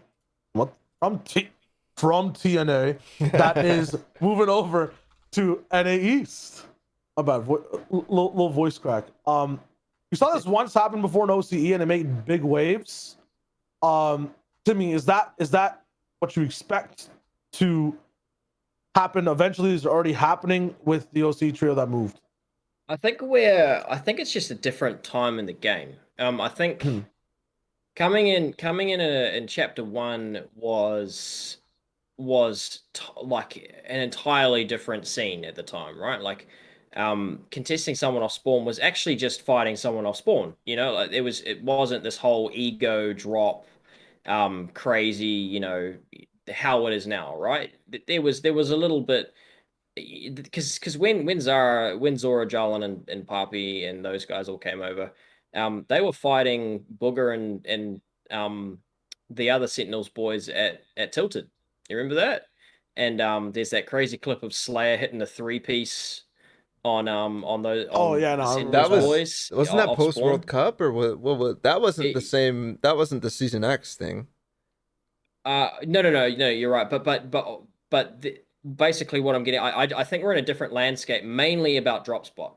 And what I'm worried about, the main worry for these guys that I have is drop spot. I have no idea where they're going to go, where they're not going to have to fight someone who's been landing at a specific spot for a long time. Where did they That's land in my main OC? worry. They landed they landed Lazy Lake. And there is Oh, no way you are bullying Stretch off a Lazy Lake. Yeah, isn't this that's not like gonna happen. interestingly what happened last time? Like The Harvey was so the contesting. actual Parpy, Jalen, and was it Zora the last Yes, guy? Aurora. Yeah, it Yeah. was Yeah. Aurora. In season X, they were landing retail. They were landing Oh, OPS fucking retail. retail Yeah, yeah. Yeah, yeah. against Tifu and them. But the difference in it's not even just like landscape in Not terms of set the lobbies in players it. and whatnot. It wasn't set lobbies exactly. Yeah. So they didn't actually have to fight. I think it was 2 games that they ran into them, and it wasn't even like actually. Now that I'm thinking about it, I don't think they ran into them like seriously at all the entire time. So, retail, man, that was Oh, different. I that's a whole you know, nother everybody's fucking like, development. oh, it's drop spots and whatnot, and I agree with that, all that for sure. I genuinely, and I'm sorry to say this, I genuinely don't think that they actually are that good. Damn. I think they'll surprise people, but I don't think they're gonna do what Jarlin, Zora, and Papi did. Um, I think there'll be some good results, and I think there'll be some bad results. From my understanding, they're a 6 month visa, so they got Hmm. quite a bit of time. Hmm. Hopefully they've got enough time to establish themselves at a certain place. Because like I said, that's my main worry. But holy fuck, I am very excited to see how they go in trio cash So cups. Because 6 months, okay. they dominated over there, over here in cash cups. This was like their cash cup run was Okay. the shit that they were doing was crazy. And Yeah. I know it's like cash cups, whatever, but our cash cups are so different to NA's cash cups. That's going to be a huge adjustment. Hmm. The FNCS is just different. Every region has a specific meta that they play to. That's an adjustment. Hmm. There's basically different ways that people practice and fight, and adjusting to an entirely different region will be difficult. But Yeah. I don't expect them to win. I don't expect them to like go crazy, but I think they'll do decent. Hmm. I didn't think Oh, about cash cups. I actually think that now that you bring that up, NA fucking sucks at cash cups. Yeah, Like, they do. Yeah. and that is the one place where I think that they could come in and make some headlines. But FNCS, I don't see them making the top three. I see them making it through heats maybe, but Yeah. I don't see them making the top three. And I think that if they do make a top three, that will be way, way more impressive than Jalen. If they make grand finals, I think it'll be way more impressive than Jalen, Zori, and Parpy right if they off the bat. make If they make nah, grand finals and they make like top 20, which is almost like a guarantee for them if they make grand finals. I think it needs to be a top 10 minimum where people just won't care. Even if statistically Oh it is well, better. yeah, people won't care, but I'm saying that it's better than the other OCE thing. That shit is so I don't overrated. I disagree. That shit made waves and it was hella entertaining. It was And that's part of it's entertaining, but it's not like when you look at it in the grand they scheme of caused like a rumble with value. everyone, bro. Like that shit was lit. Like that shit built the like when you're coming over to NA, right? Like in terms of making this move, you're not only looking to gain a little bit more of that prize, but gain a little bit more of that notoriety and brand recognition, right? Like at the same time, like that's Okay, some of the criteria for the move, right? sure. Right. I feel Okay. like Jalen Parpy and Zori, like they they did that, did they not? Like in huge waves, And like. now all three of them quit. Well, like yeah, and these guys might quit too 2 years down the line. Like, Uh, but in am, general, like am I that tripping, was by the a way, pretty Timmy? I might high have just made that stride. up. I'm pretty sure all three of them quit, Oh but I no, could yeah, be they're all lying. gone. Yeah. Well, I mean, Jarlin and Zora may as well have quit. Zora was going to be playing All Stars and then forgot to wake up. On an actual on an actual what's it called, like real note, even though it's not that real, from a scale to like High Chris to Pamsto, how aggressive would these guys actually be off spawn? Okay. Um, Muzz and Luda could do well anywhere in terms of their mechanics, aim. Mhm. Like they are tier one players. I'm worried for Speedy mechanically, and I'm worried for Speedy in fights. Fighting in NA Cash Cup is going to be hugely different to fighting in a OCE Cash Cup.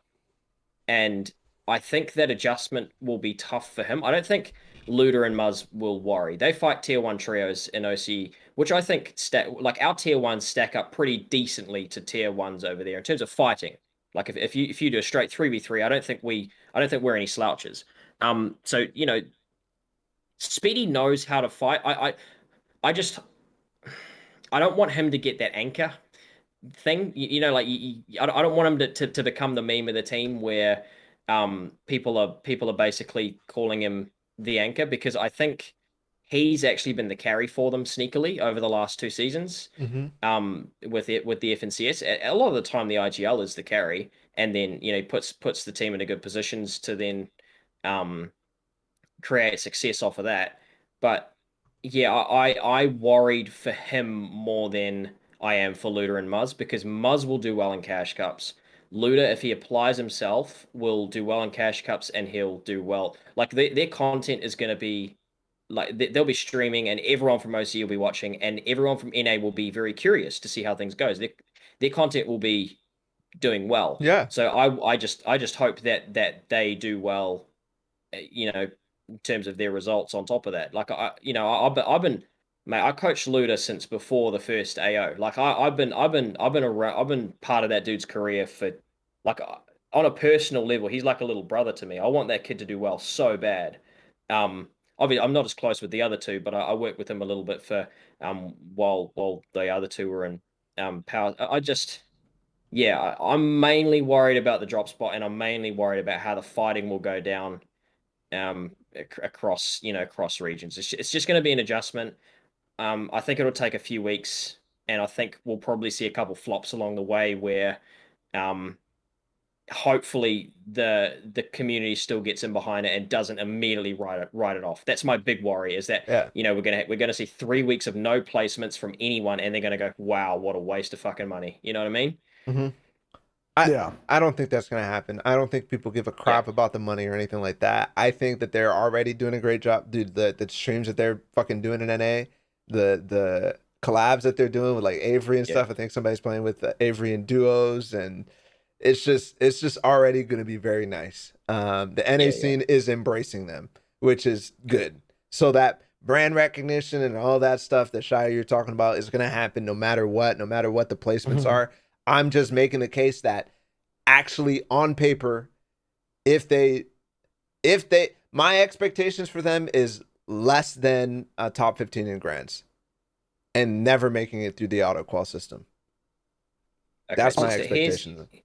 here's my reasoning why I could agree with you, is that I don't think they are as good as Senta Kamama Edgy at low ground, and that is what they're going to be playing. They are a low ground trio who can play high ground when they need to. And uh, you never know until you stack them up, right? But I just think that Senta Kamama and Edgy, maybe apart from Cami, City, and Teak at their best, are the best I'm low surprised. ground I'm team in the surprised you don't world. even mention Reverse 2K Day and Miro. Like, No, no, they're not even on the radar for me. Like they're a mid ground wow. team. In terms of pure low ground team, every game that's where they're going to be. Seed to Hmm. Command Energy. Hmm. They're tier 1, always number 1. I don't think they'll ever be beat unless we see someone change something up in a drastic way. Hmm. Centered's understanding of when to take things, why to take things, how to play dead side, when to play dead side. A lot of people just play it all the time when Yep. it's not a good time to play it. There's just this understanding he has, and then that he has imparted on Edgy over their time playing together, and that Kamama's just come in and slotted in, that just makes them so dangerous. And anytime I watch them play, I'm like, holy fuck, these guys just understand it at a level that I don't think anyone else does. And that includes Speedy, Luda, and Muzz, I think. I just don't think I don't think they have the same Yep. level of understanding that I, that I team does. I agree with all that, but I think my reason also comes into the fact that just from what I've seen, and I have not watched this trio that much. I think I've watched like two tournaments of them, and from like their highlight perspective, so it's not even really like the actual tournament itself. You can't really It's the get best the of the best. super details, but sometimes I'm just watching. I'm like, oh, this is number one. This is OCE things, and they're in a scuffed position on OCE things, and things are still chaotic, and that's where I'm like, they will never survive if they get put. And it's multiple times I see them in these positions where it's just scuffed in like a fifth zone rotate, and they come out of it barely surviving, and they end up popping off. But I just never, I don't expect them to survive. I think they're gonna have a big shock when it comes to custom lobbies at first and getting past that like fifth, sixth zone area. After they do that, maybe but I don't think that's gonna happen in this FNCS. I think with the 6-month visa type thing, if they actually stay in here for a while, I have to keep an eye on this team. But if it was just like a one type FNCS type thing, I was writing them off right off the bat.